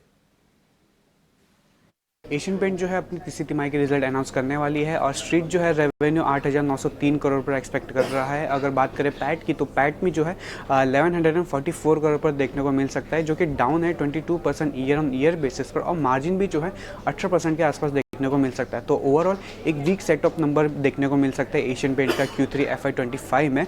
और जो फैक्टर्स है इस वीक नंबर्स के लिए, जैसे कि weak festive season, consumer demand जो वीक रही है स्पेशली इन अर्बन एरियाज, और अनफेवरेबल वेज के चलते मार्जिन में भी जो है प्रेशर देखने को मिल रहा है as compared to last year, और वॉल्यूम में भी जो है वॉल्यूम ग्रोथ जो है वो भी सबड्यूड देखने को मिल सकती है। अब कुछ ऐसे फैक्टर है जिस पर नज़र रखनी चाहिए, जैसे कि जो मैनेजमेंट की कमेंट्री है demand outlook, competitive intensity, gross margin trend और अर्बन कंजम्पशंस पर। ठीक है, एशियन पेंट्स आज थोड़ी सी नरमी के साथ कारोबार कर रहा है। एशियन पेंट्स में संतोष नतीजों के पहले कोई व्यू बनाना चाहिए क्या? क्योंकि देखिए एक अच्छी चीज एशियन पेंट्स के लिए जरूर हो रही है, वो ये कि क्रूड नीचे आ रहा है धीरे धीरे और $76 के भी नीचे आकर कारोबार कर रहा है, तो ये पॉजिटिव ट्रिगर है निश्चित तौर पर कंपनी के लिए। अभिषेक, मुझे लगता है कि एशियन पेंट्स में अभी लॉन्ग पोजीशन नहीं बनाना चाहिए, क्योंकि अभी भी लोग इसमें एक्यूमुलेट कर रहे हैं। बट आप देखो तो एक कई सालों बाद एक डाउन ट्रेंड में एंटर हुआ है, तो कोई भी स्टॉक एक डाउन ट्रेंड में एंटर होता है तो इतनी आसानी से ट्रेंड खत्म नहीं होता। तो मुझे लगता है इसमें ये बेरिश ट्रेंड चलता रहेगा, उछाल भी आएगा तो ऊपर टिक नहीं पाएगा। मान लो कभी यहाँ से उछाल भी आता है तो ज्यादा टिकेगा नहीं नीचे, और आपको प्रेशर देखने को मिल सकता है। आगे स्टॉक कभी भी भविष्य में 2,000 रुपए के आसपास मिले, 1,900 से 2,000 रुपए के आसपास में, तो वो एक बहुत अच्छा एरिया होगा जहां पे हम एक्यूमुलेशन का सोचेंगे। अभी फिलहाल के लिए मेरी तरफ से अवॉइड है। ओके, तो चलिए फिलहाल एशियन पेंट्स पर अवॉइड की ही राय बनती हुई है इस वक्त। इनफैक्ट अगर आप देखें रिजल्ट्स में भी आज के सत्र में जो नतीजे आने वाले इस लिस्ट में एशियन पेंट्स का स्टॉक है, इसके अलावा टाइटन जिस पर अभी अभी हमने बात की, चार्ट स्ट्रक्चर पॉजिटिव नजर आ रहे हैं हमारे एक्सपर्ट्स को, और कैश की लिस्ट भी है और कई सारे स्टॉक्स एफएनओ में भी है। मैक्स फाइनेंशियल के चार्ट को एक बार पुल अप करना चाहिए। मैक्स फाइनेंशियल के नतीजों से ठीक पहले हम देख रहे हैं स्टॉक में ऑलमोस्ट 1.5% के गेन्स, 1100 के लेवल्स पर यह स्टॉक ट्रेड करता हुआ। इसके अलावा Tata power, Torrent power, Godrej properties के नतीजों पर भी आज फोकस रहेगा। लेकिन किरण, एक बार आपसे मैक्स फाइनेंशियल सर्विसेज पर एक राय जानना चाहेंगे। नतीजों से पहले स्टॉक में मूवमेंट ऑन पॉजिटिव अपसाइड है। मैक्स फाइनेंशियल की अगर हम बात करें तो डेली चार्ट के ऊपर स्टॉक 200 दिन की मूविंग एवरेज के आसपास हावर कर रहा है। डेली चार्ट के ऊपर दूसरा आप देखोगे तो एक फॉलिंग चैनल ब्रेकआउट भी हमें देखने को मिल रहा है। तो मेरे हिसाब से कहीं ना कहीं करंट मार्केट प्राइस से लॉन्ग करना चाहिए। एक जो पोजिशनल स्टॉप लॉस यहाँ बन रहा है वो 1060 का बन रहा है। अगर 1060 ब्रेक नहीं करता है तो there are very good chances कि आप ऊपर में 1200 तक की एक रैली देख सकते हो। तो definitely risk reward ratio favourable है। 1060 के स्टॉप लॉस के साथ मैक्स फाइनेंशियल लॉन्ग करना चाहिए। बस पर भी नजर है, लेकिन 1200 तक के टारगेट्स टेक्निकली चार्ट्स पे नजर आते हैं, जिस पर नजर होनी चाहिए 1100 के लेवल्स के आसपास। ये स्टॉक ऑलमोस्ट 2% की तेजी के साथ ट्रेड कर रहा है। संतोष, कैस्ट्रॉल इंडिया पर एक राय बनती है। अच्छे नतीजे आए कंपनी के, उसके ठीक बाद आज शुरुआती तेजी और इस वक्त भी ऑलमोस्ट 10% की गेंस। कंपनी के नतीजों की अगर बात करें, आय में तिमाही आधार पर 5% का इजाफा, मुनाफे के फ्रंट पर करीब 31% के मूव्स अपसाइड देखने को मिले, मार्जिन 22 से 28% पर जाते हुए दिखे और कामकाजी मुनाफा भी ठीक रहा। अच्छे नतीजों का क्लियर कट रिजल्ट इंपैक्ट है, लेकिन टेक्निकली क्या चार्ट्स पे जिनकी एग्जिस्टिंग पोजीशन है अब भी बने रहना चाहिए? को बाउंस बैक जरूर कर रहा है, लेकिन इसको रेजिस्टेंस आएगा इमीडिएटली। अब देखो तो 50 डे मूविंग एवरेज जो आ रहा है 195 रुपीज के आसपास आ रहा है, कहीं ना कहीं ट्रेंड लाइन रेजिस्टेंस भी है। तो ये 195 का लेवल क्रॉस करना इसके लिए मुश्किल होगा। अगर 195 क्रॉस करता है तो फिर 205 रुपए तक की अपसाइड बनेगी, बट मेरे हिसाब से ये अभी थोड़ा सा डिफिकल्ट जोन में है। तो फ्रेश बाइंग की तो सलाह नहीं है। किसी ने अगर ट्रेडिंग के लिए लिया है तो बुक कर सकता है, लेकिन अगर किसी का इन्वेस्टमेंट का होराइजन है तो बने रहिए। इस वक्त बाजार पर भी होनी चाहिए तेजी, जो है बढ़ रही है। बैंक निफ्टी में करीब 650 अंकों का इजाफा इस वक्त देखने को मिला है। बैंक निफ्टी के 12 में से 11 शेयरों में अच्छी तेजी, 49,865 के लेवल्स पर निफ्टी 23,550 के इर्द गिर्द करता हुआ trade. Mid cap small cap index में पॉइंट वाइज भी मजबूती और ऑलमोस्ट 1 to 2% के गेंस के साथ कामकाज, जिसमें भी टुवर्ड्स अपसाइड देखने को मिल रहा है। निफ्टी नेक्स्ट कैटेगरी देखेंगे, ऑटो एंसलरी से जुड़े स्क्रिप्ट सबसे आगे पाएंगे। हेल्थ केयर लैबोरेटरीज जैसे काउंटर्स हैं। पीएफसी आरईसी में भी अच्छा खासा एक्शन और डिफेंस में जो कमजोरी थी वो भी अब मजबूती में तब्दील होती हुई नजर आ रही है। आरईसी पीएफसी के चार्ट्स पर एक बार राय लेना चाहेंगे किरण। 399 के लेवल्स पर 4% की तेजी, पीएफसी में ऑलमोस्ट 2.5 से 3% की मजबूती के साथ आरईसी का स्टॉक भी ट्रेड करता हुआ। आरईसी की अगर हम बात करें तो जिस तरह से ओवरऑल चार्ट पैटर्न हम देख रहे हैं करीबन और साथ साथ में जिस तरह से हम देख रहे हैं कि पीएफसी का भी चार्ट है, पीएफसी के चार्ट की पहले हम बात कर रहे थे, तो पीएफसी के चार्ट में हम देख रहे हैं कि स्टॉक में एक स्ट्रॉन्ग सपोर्ट कहीं ना कहीं 390 380 तक का देखा है। 3 बार लगातार स्टॉक उसी के आसपास से रिवर्स हुआ है। मोमेंटम इंडिकेटर के ऊपर भी एक बुलिश रिवर्सल हमें देखने को मिल रहा है, तो चांसेस है तो 380 का लेवल ब्रेक नहीं करेगा, एक बार के लिए लॉन्ग कर सकते हैं, लेकिन ऊपर में कोई बड़ा टारगेट नहीं, 420 430 तक। तो risk reward ratio is 1:1 only. तो मेरे हिसाब से एक बार के लिए लॉन्ग करना है तो 1:1 के हिसाब से 430 के टारगेट के लिए पीएफसी बाई कर सकते हैं। आरईसी की बात करें तो आरईसी में मैं थोड़ा वेट एंड वॉच कहूंगा। जिस तरह से 400 का लेवल होल्ड है, तो जिनके पास है वो 400 के स्टॉप लॉस के साथ होल्ड रख सकते हैं। नई खरीदारी के लिए मेरे हिसाब से वेट एंड वॉच करना है। ये राय आरईसी पीएफसी पर, पा फाइनेंस कंपनी से जुड़े स्टॉक्स पर एक आपको मिलती हुई, एक्सचेंज एंसिलरी पर भी नज़र होनी चाहिए, क्योंकि लगातार हमने देखा है ब्रोकरेज से जुड़े स्टॉक्स में भी अच्छा खासा एक्शन। बीएसई लिमिटेड के स्टॉक प्राइस पर एक नज़र बनाएं। सीडीएसएल में 2% की तेज़ी के साथ इस वक्त कामकाज। एमसीएक्स में हल्की फुल्की तेज़ी ज़रूर नज़र आएगी और साथ ही कैंप्स पर भी एक फोकस होना चाहिए। बीएसई लिमिटेड के चार्ट्स क्या कर रहे हैं एक बार नज़र होनी चाहिए यहाँ पर। इस पर भी एक बार राय लेंगे, हमारे एक्सपर्ट से उनका टेक्निकल नजरिया जानेंगे। कैंप्स में भी ऑलमोस्ट 1.5% के गेन्स हैं, लेकिन फिलहाल वक्त हो चला है हमारे खास सेगमेंट ऑप्शंस के चैंपियन का।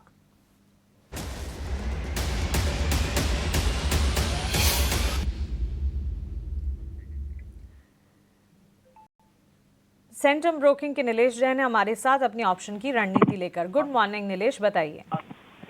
वेरी गुड मॉर्निंग मानसी जी। देखिए, खरीदारी पर फोकस है, बैंकिंग स्पेस पे फोकस होना चाहिए। काफी बड़ी शॉर्ट कवरिंग मूव हमें यहाँ पे देखने को मिल रही है। दिग्गज प्राइवेट सेक्टर बैंक जहाँ पे हमें अच्छा रिवर्सल फॉर्मेशन बनता हुआ नजर आया, तो आईसीआईसीआई बैंक सबसे पहले इस पर्टिकुलर स्टॉक की अंडरलाइन पे नजर डाले तो ये स्टॉक यहाँ से 1300 तक की ओर मूव करता हुआ नजर आ रहा है। इसीलिए यहाँ पे 1270 का कॉल ऑप्शन लॉन्ग करने की सलाह होगी। 27-28 के बीच में ये पर्टिकुलर ऑप्शन ट्रेड हो रहा था। हालांकि पिछले कुछ एक मिनटों में एक एक्सपर्ट यहाँ भी देखने को मिला है, तो बेहतर होगा कि थोड़ी सी डिप पे लॉन्ग करें। 22 रुपए के स्टॉप लॉस से 33 का जो पहला टारगेट था उसे रिवाइज करके पहला टारगेट 40 का रख के, एकमात्र टारगेट 40 का रख के इस पर्टिकुलर ऑप्शन को लॉन्ग करके चल सकते हैं। आईसीआईसीआई बैंक में हमें यहाँ से 1300 तक की मूव नजर आ रही है इमीडिएट बेसिस पे, इसलिए यहाँ पे कॉल ऑप्शन के जरिए खरीदारी करने की सलाह होगी। तो आईसीआईसीआई बैंक की कॉल है। पहला तो देखो सिलेक्शन ही उसका जो ट्रेंड का है, जो मार्केट के अंदर बैंकिंग स्टॉक्स चलेंगे। आज हमने सुबह भी आपके सामने यही बात रखी थी, कल भी यही बात रखी थी कि बैंक्स को तो बिल्कुल मत छोड़ना। और मेरा ऐसा मानना है कि नए गवर्नर अगर आए 0.25 और 0.5 दोनों की कैलकुलेशंस अलग अलग हैं। 0.25 में हो सकता है 50-500 आए ना आए, लेकिन 50-500 100% आ सकता है जब आधा % कट आएगा। बाय द वे आप ये नोटिस कर लीजिए, 33 रुपये तक का टारगेट है इसके ट्रेड के अंदर, और एक स्टॉप लॉस के साथ आप इसको ऑप्शंस को ट्रेड करें। स्टैंडर्ड डिस्क्लोजर भी है। नीलेश भाई बहुत शुक्रिया, थैंक यू वेरी मच, आपने हमको ये ट्रेड बताया। स्टॉप लॉस हो गया इसके अंदर 22 का, कैलकुलेशंस आपके लिए लिखी हुई हैं। देखते ही देखते 750 अंकों की बढ़त है बैंक निफ्टी पर। बैंक निफ्टी इतना ऊपर खुला नहीं था, खुलने के बाद ऑलमोस्ट उसने अपने आप को करीब मैं बोलूँगा डबल किया है। अभी करीब 1.5% का इजाफा है, और साथ ही को विक्स भी बढ़ा है। लेकिन अब जो विक्स बढ़ रहा है ना, वो आपको परेशान नहीं करेगा। अब ये विक्स तो उल्टा वॉलिटिलिटी लाएगा, और इसकी रिक्वायरमेंट भी हमको, अगर ये 13-13.5 का विक्स रहता है तो दिक्कत होती। ये हीट में अब आप देखो, आपको अमूमन सभी बैंक का तेज दिखेंगे। ये हीट मैप के जरिए भी आप नोटिस कर रहे होंगे। एक और चीज़ मैं आपको नोटिस कराता हूँ, वह HDFC बैंक आज करीब 1.25% ऊपर है। हम हमेशा से बोलते रहते हैं ना कि बड़े शेयरों का दबदबा नहीं है मार्केट्स के अंदर। आप HDFC दिखाओ, ICICI बैंक दिखाओ, कोटक, इंडसन, एक्सेस वगैरह जो बड़े बैंक हैं जिनकी वेटेज अच्छी है, एक बार उनका जरा चार्ट स्क्रीन पर दिखाते जाओ फटाफट से, तो आपको उससे आइडिया लग जाएगा कि ज़्यादातर शेयर्स ऑलमोस्ट डेज हाई पे आ गए हैं। क्या इसके बारे में आपको नहीं पता था कि बैंक निफ्टी को एक्युमुलेशन करना है? पता था। आपको कहाँ से पता लगा? ET Now स्वदेश से। हम पिछले 15 दिन से कह रहे हैं कि आप धीरे धीरे करके एक्युमुलेट करो, अच्छे दिन आएंगे। अभी हमारे एक मित्र हैं, उन्होंने मेरे को लिख के भेजा, हमने सुबह ये बात रखी थी कि buy right and sit tight. उन्होंने बोला कि book the ride and go for a trip, ऐसा कुछ करके लिख के भेजा। बड़ा इंटरेस्टिंग सा था, पूरा एक लंबा सा उन्होंने मैसेज मेरे को ट्वीट करके भेजा। तो कहने का मेरा मतलब है, आप अच्छे शेयर, अच्छी चीज़ पकड़ के बैठो, ये मार्केट आपको पे करेगा। और ये जो 750 पॉइंट स्क्रीन पर देख पा रहे हो ना, अपने माइंड में हमेशा ये बात रखना कि 10% FIs होल्डिंग के साथ चल रहे हैं हम। अभी तो FIs आया नहीं है, अगर वो आ गया पॉलिसी के बाद तो मैं आपसे बता रहा हूँ ना, आप अब तक की सबसे बड़ी तेज़ी देखोगे मार्केट की। कुछ समय में अब तक की सबसे बड़ी तेज़ी भी देख सकते हो मार्केट की, क्योंकि आपने जो पैनिक वाला हिस्सा है ना वो बुरे समय से इसे निकाला है। बट फिर भी अपने आप को ज़्यादा एक्साइट ना रखना, थोड़ा सा पेशेंस रखते हुए ट्रेल करते रहो, बुक करते रहो, टाइम टू टाइम जो आपको ठीक लगे सो करो। मेरे को खुशी हो रही है देख के कि 50,000 का लेवल हम अभी देख रहे हैं और 50-500 के बाद तो बैंक निफ्टी वैसे ही ठीक हो जाएगा। तो ये कुछ पॉइंट्स है जो आपके सामने रख रहे हैं। संतोष सर, और बैंक का ऑप्शंस मैं आपसे पता करना चाहता था, थोड़ा लेट हो गया हूँ क्योंकि चल गई हैं काफ़ी ऑप्शंस। कोई है आपके पास बैंक निफ्टी के ऑप्शंस? ये मुझे लगता है अभी भी खरीदारी की जा सकती है, लेकिन एक अपडेट देना चाहूंगा। सेंसेक्स का हमने कॉल ऑप्शन डिस्कस किया था 77,700 का, वो हमने डिस्कस किया था करीबन 280 रुपीज के आसपास। अभी वो 430 के आसपास चल रहा है, तो 425 टारगेट था, तो टारगेट अचीव हुआ है। मुझे लगता है बैंक निफ्टी का ऑप्शन लेना चाहिए। आज मुझे लगता है और तेजी बनेगी यहाँ से भी। अगर मैं बैंक निफ्टी का एक ऑप्शन सजेस्ट करना चाहूँ तो मेरे सामने आप ले सकते हो यहाँ से 50,500 का कॉल ऑप्शन, जो करीबन 700 रुपए के आसपास चल रहा है। यहाँ पर आपकी स्टॉप लॉस रहेगी 575 रुपए, और मेरा जो टारगेट है इसमें 950 रुपए का है। 100 रुपये तक का टारगेट है। मैं बोलता जाता हूँ, छापते जाओ, सामने स्क्रीन पर दिख रहा है। ये आपको करीब 692 चल रहा है, 575 का इसी कॉल का एक स्टॉप लॉस डाल देना और 950 तक के टारगेट है। देखो जो आज देख के लग रहा है ना, थोड़ा एग्रेशन दिख रहा है मार्केट के अंदर। विक्स प्लस निफ्टी बैंक का एग्रेशन बहुत क्लियर है और बैंक निफ्टी बहुत दबा हुआ है। सामने इसके इवेंट है, पीछे इसके बजट है, टैरिफ वाला मामला थोड़ा ठंडा पड़ा है, रुपया स्ट्रांग हुआ है। जैसे मैंने आपको कहा कि 3-4 चीज़ें एक साथ इकट्ठी आ गई जिसका बेनिफिट हुआ आज।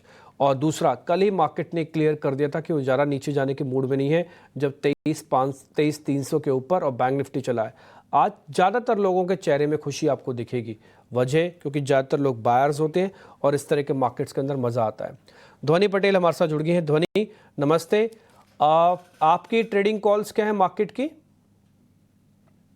डिम्पी जी, डेफिनेटली आज मार्केट का रुझान जो यहाँ पे देखने को मिल रहा है बायस जो पॉजिटिव साइड का बन रहा है, तो बाय की ही कॉल रहेगी।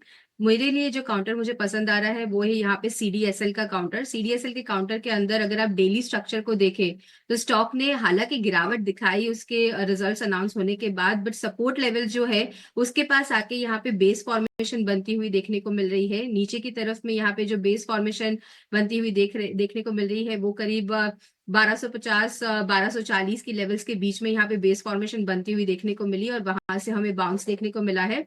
खरीदारी करके चलने की सलाह रहेगी। करंट लेवल से यहाँ पे बाय करें। 1340 तक का यहाँ पे अपमूव आपको देखने को मिल सकता है और स्टॉप लॉस के तौर पे आपको ध्यान पे रखना है 1239 का लेवल। 1239 का लेवल स्टॉप लॉस होगा CDSL के लिए।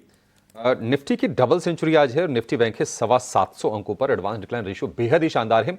और जो चीज़ मुझे अच्छी लग रही है बाजार में कि जो कैपेक्स रिलेटेड जो शेयर्स हैं वहां पर ना थोड़ी अति निराशा हो गई पिछले 2 दिनों में, बजट वाले दिन और कल के सत्र में। हालांकि देखिए कैपेक्स बढ़ा है तो सरकार खर्च तो उतना ही कर रही है। अब जो लोग उम्मीद करके चल रहे थे कि नहीं 10% की ग्रोथ आएगी, शायद वो नहीं आए, उसके चलते थोड़ी निराशा थी। अदरवाइज 11 लाख करोड़ रुपए, 11.25 लाख करोड़ रुपए कम नहीं होते हैं। और ये स्ट्रेंथ आज हमें दिख रही है। जो भी इंफ्रा हो गया, कैपिटल गुड्स हो गया, इन शेयरों में आज बहुत ही बढ़िया तेजी है। पावर फाइनेंसर्स में अच्छी आज तेजी है। रोड इंफ्रा से जुड़े शेयरों में तेजी है। NCC देखिए 4% ये शेयर चल रहा है। तो ये एक बढ़िया साइंस है मार्केट की रिकवरी के लिहाज से। L&T में करीब 2.5% के आसपास की मजबूती L&T के शेयर में आ गई है। संतोष जी, एक बार L&T को फिर से मैं रिविजिट करना चाहूंगा। L&T आपको लगता है कि एक मजबूत कैंडिडेट हो सकता है? क्योंकि ये शेयर अगर हम दिसंबर के हाई से देखेंगे तो 15-16% नीचे आ गया था। यहां से और 10% चलने की ताकत रखता है शेयर ये 1 महीने में? यस, L&T मुझे लगता है लार्ज कैप वैसे भी आउट परफॉर्म करेंगे आने वाले समय में, तो L&T एक काउंटर हो सकता है क्योंकि रिस्क रिवॉर्ड भी फेवरेबल है। 30 to 50 का एक अच्छा सपोर्ट है। बट नॉर्मली अभी जो मुझे लगता है आउट परफॉर्मेंस देखने को मिलेगा वो बैंकिंग एंड फाइनेंशियल्स में ज्यादा देखने को मिलेगा। यहाँ रिकवरी जरूर आ सकती है। ऊपर में आपको एक 3600 रुपए तक की अपसाइड देखने को मिल सकती है। वो जोन ऐसा रहेगा 3600 रुपए के आसपास, वहां थोड़ा सा स्ट्रगल करेगा। लेकिन जिस दिन भी ये 3600 रुपए के ऊपर क्लोजिंग देने में कामयाब रहा, फिर काफी ज्यादा संभावना रहेगी कि स्टॉक में जो पुराने 4000 रुपए के आसपास के लेवल देखे थे हमने, वो वापस से अचीव होते नजर आएंगे। तो एज ए इन्वेस्टर और एज ए ट्रेडर भी रिस्क रिवॉर्ड काफी फेवरेबल है। 3600 के आसपास थोड़ा सा अटक सकता है, बस वहां पे थोड़ा सा प्रॉफिट बुकिंग करते चलिएगा। ठीक है, लेकर ये भी नाल्को एक और शेयर आप ध्वनि चेक कीजिए। नाल्को में अच्छी शुरुआत हुई है, 200 रुपए के आसपास के भाव इसके हो गए हैं। नाल्को में आपको कितना दम दिख रहा है? जी बिल्कुल यस। यहाँ पे ओवरऑल काउंटर के अंदर जो मोमेंटम हमें देखने को मिल रहा है वो आज के सेशन में पॉजिटिव बायस की तरफ ही झुकाव दिखा रहा है। इनफैक्ट इसके इंट्राडे चार्ट्स को अगर हम देखें तो वहां पे इंटरेस्टिंग पॉइंट पे स्टॉक ने यहाँ पे 185 के लेवल पे एक सपोर्ट लेवल कायम करा और वहां से हमें एक बाउंस इसके अंदर देखने को मिला है। हाल फिलहाल में ताजा खरीदारी की सलाह यहाँ पे नहीं रहेगी। अगर आपने ऑलरेडी खरीदारी करके रखी है तो उसको होल्ड करके रखे। ऊपर की तरफ के जो लेवल्स बनते हैं तो 199 से लेके 200 की लेवल के पास वापस से एक रेजिस्टेंस जो है वो इस काउंटर के अंदर विटनेस करने को मिल सकता है। तो फ्रेश पोजीशंस ना ले, जो एग्जिस्टिंग पोजीशंस है उनको होल्ड करे। स्टॉप लॉस के तौर पे नीचे जो लेवल आपको मेंटेन करना रहेगा वो रहेगा 192 का लेवल। 192 का लेवल आप स्टॉप लॉस लगा के चलिए नैल्को के शेयर में। M&M के शेयर में हम देख रहे हैं कि 28 रुपए वाला शेयर अब धीरे धीरे करके फटाफट तेज रफ्तार से अब 32 रुपए के ऊपर निकल गया है। 3270 इसका 52 वीक हाई भी है। आज अच्छी तेजी है 2.5-3% के आसपास की, 2.5% के आसपास की तेजी M&M में है। थोड़ी सी ऊपरी स्रोत से प्रेशर आया है। फोर व्हीलर स्पेस में टाटा मोटर में भी थोड़ी सी बाइंग आ रही है, हालांकि 700 रुपए के आसपास उसका भाव गिर के हो गया है। संतोष जी, आप जरा दोनों शेयरों को कंपेयर करके बताइए। वैसे देखिए चार्ट तो निश्चित तौर पर M&M का ही अच्छा दिखेगा, लेकिन टाटा मोटर्स भी क्या यहां से चलने की क्षमता रखता है? पहले M&M की बात करें तो M&M no doubt strongest counter है, बट लगातार ये 8वां दिन है जब इसमें तेजी देखने को मिल रही है, तो एक थोड़ा सा ओवरबॉट हो चुका है। तो एक छोटी मोटी प्रॉफिट बुकिंग जरूर आ सकती है, तो अच्छा होगा अगर कोई प्रॉफिट बुकिंग आती है और स्टॉक आपको 3000 के आसपास मिलता है तो एक बहुत अच्छा बाइंग का मौका बनेगा, क्योंकि ओवरऑल तेजी का काउंटर है। जैसे स्टॉक 3250 के ऊपर सस्टेन करेगा, इसके टारगेट 3500 प्लस के बन रहे हैं, लेकिन अभी करेक्ट लेवल पर चेस करना सही नहीं है। टाटा मोटर की बात करें तो यस, यहाँ पर हेल्दी करेक्शन देखने को मिला है, नतीजे के बाद स्टॉक में कमजोरी आई थी। तो बट मुझे लगता है ये जो एरिया है इसका 700 से 660 के बीच का, ये बहुत अच्छा एक्यूमुलेशन जोन है। मुझे 650 के नीचे इसमें डाउनसाइड नजर नहीं आती, तो डे ट्रेडिंग में थोड़ा सा मुश्किल होगा। लेकिन आप थोड़ा सा पोजिशनल या शॉर्ट टर्म ट्रेडर है तो यहाँ पे खरीदारी कीजिए। एक डेड कैट बाउंस या शॉर्ट कवरिंग रैली इसको 770 रुपए तक लेके जा सकती है। 770 रुपए तक ये लेके इसको बाउंस जा सकती है। डिक्सन टेक में भी हम देख रहे हैं कि लोअर लेवल पर थोड़ी सपोर्ट लेने की कोशिश कर रहा है, और बार बार हम देख रहे हैं कि 14,500 से लेके 15,000 वाले रेंज में ये शेयर जब आ रहा है, वहां से थोड़ा सा पुल बैक इसमें आ रहा है। डिक्सन टेक, ध्वनि कैसा लग रहा है आपको शेयर? आज शुरुआत इसने अच्छी की है। जी बिल्कुल अभिषेक जी, यहाँ पे डिक्सन के अंदर डेफिनेटली जो लेवल के पास स्टॉक फिलहाल के लिए ट्रेड कर रहा है, बेस फॉर्मेशन इसका डेली स्ट्रक्चर पे देखने को मिल रहा है। इनफैक्ट काफी सारे काउंटर्स है जो अपने सपोर्ट लेवल को टेस्ट कर रहे हैं और वहां से हमें एक बाउंस यहाँ पे देखने को मिल रही है। डिक्सन टेक भी उन्हीं में से एक काउंटर है। नीचे की तरफ बेस जो यहाँ पे बना है वो यहाँ पे आपको देखने को मिलेगा करीब 14,100 की रेंज के अंदर यहाँ पे एक बेस फॉर्मेशन बना है इसके अंदर, और वहां से बाइंग एक्शन इसमें देखने को मिल रहा है। काफी इंपॉर्टेंट रहेगा इसके लिए ऊपरी स्तर पे यहाँ पे 15,400 का लेवल क्रॉस करना। जैसे ही ये लेवल क्रॉस करता है, काउंटर के अंदर एक और रैली ऑफ तेजी आपको देखने को मिल सकती है 16,980 की लेवल्स तक। तो करंट लेवल से भी आप इसके अंदर बाय कर सकते हैं, और ज्यादा यहाँ पे आपको मोमेंटम ट्रेड के लिहाज से बाय करना है तो 15,400 से 500 की रेंज के ऊपर बाय कीजिए। But on current level also the stock is very lucrative, यहाँ पे ऊपर की तरफ की तेजी बनी रह सकती है। ये तेजी बनी रह सकती है, 16,980 तक ये शेयर जा सकता है। 14,100 रुपए का स्टॉप लॉस लगा के चलना है आपको। आज स्मॉल कैप में और मिड कैप में भी अच्छी तेजी है। मिड कैप का अगर आप इंडेक्स देखेंगे तो करीब करीब उसमें 800 अंकों के आसपास की तेजी है, और स्मॉल कैप इंडेक्स करीब करीब 1% ऊपर कारोबार कर रहा है। तो आज बाजार में ना चौतरफा तेजी है। निफ्टी डबल सेंचुरी अपनी बरकरार रखने में कामयाब है, और निफ्टी बैंक की जो तेजी है वो है 766 अंकों की। सभी के सभी जो 12 शेयर हैं वो मजबूती के साथ कारोबार कर रहे हैं। एसबीआई जरा संतोष जी एक बार चेक कीजिए। एसबीआई हम देख रहे हैं कि 800 रुपए का जो लेवल है ना, उसको पार करने में काफी मशक्कत करनी पड़ी थी। पहले भी पार किया, भी फिर से प्रेशर आया और फिर से शेयर उसके नीचे आके फंस गया। एसबीआई कब चलेगा अच्छे से? यस, मुझे लग रहा है कि एसबीआई भी चलना चाहिए। एक माइनर रेजिस्टेंस है 780 के आसपास, वो क्रॉस करेगा तो पहला टारगेट रहेगा 786 का, और जो आज मुझे लगता है 800 रुपए तक की अपसाइड बन रही है, तो इसमें भी खरीदारी करना चाहिए। अगर आप खरीदारी करते हो तो आपके लिए स्टॉप लॉस रहेगा 767 का।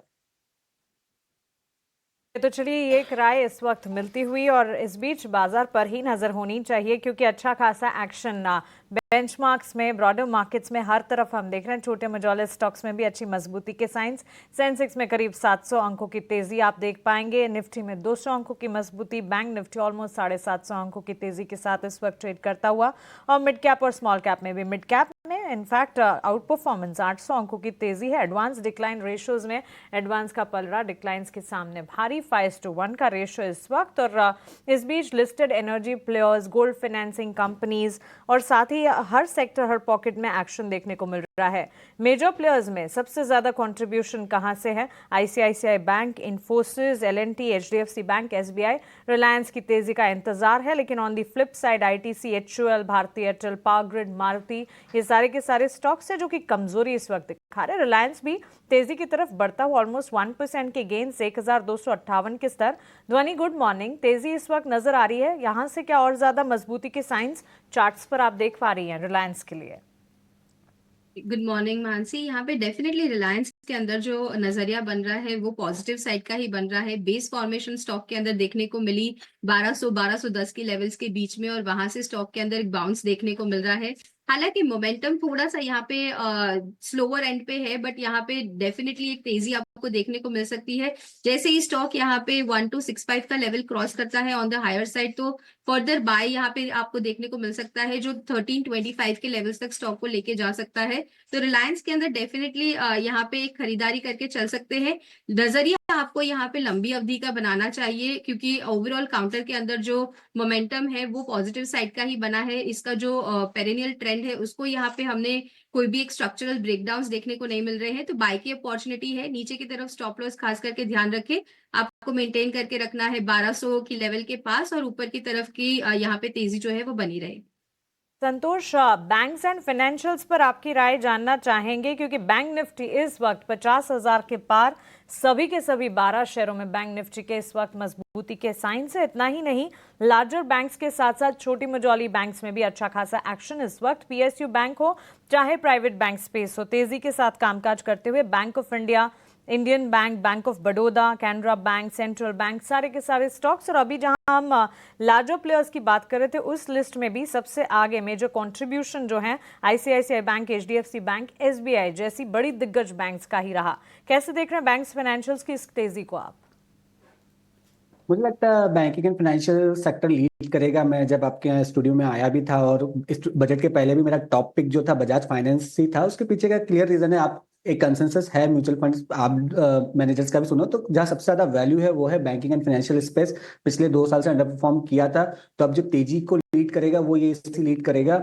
और जो आरबीआई ने लिक्विडिटी के मेजर्स लिए और उम्मीद है कि आगे जाके रेट कट भी होगा, तो इस पे मुझे लगता है बने रहना चाहिए। आपको कुछ नहीं करना है तो सिंपल सा बैंक निफ्टी का एक बीज लेके ईटीएफ लेके बैठ जाइए। मुझे लगता है इस समय आपको शायद इसमें काफी अच्छा रिटर्न बन सकता है। सो आप एक टॉप बैंक्स में जाना चाहे तो ICICI, HDFC bank, ICICI, SBI और टॉप पीएसयू में बैंक बड़ौदा, कैनरा बैंक में जा सकते हैं। तो अगर ज्यादा दिमाग नहीं लगाना तो सिंपल सा बैंक निफ्टी का या तो फ्यूचर या फिर ईटीएफ लेके खरीद के रख लेना चाहिए। बड़ी तेजी मुझे लगती है आने वाले समय में।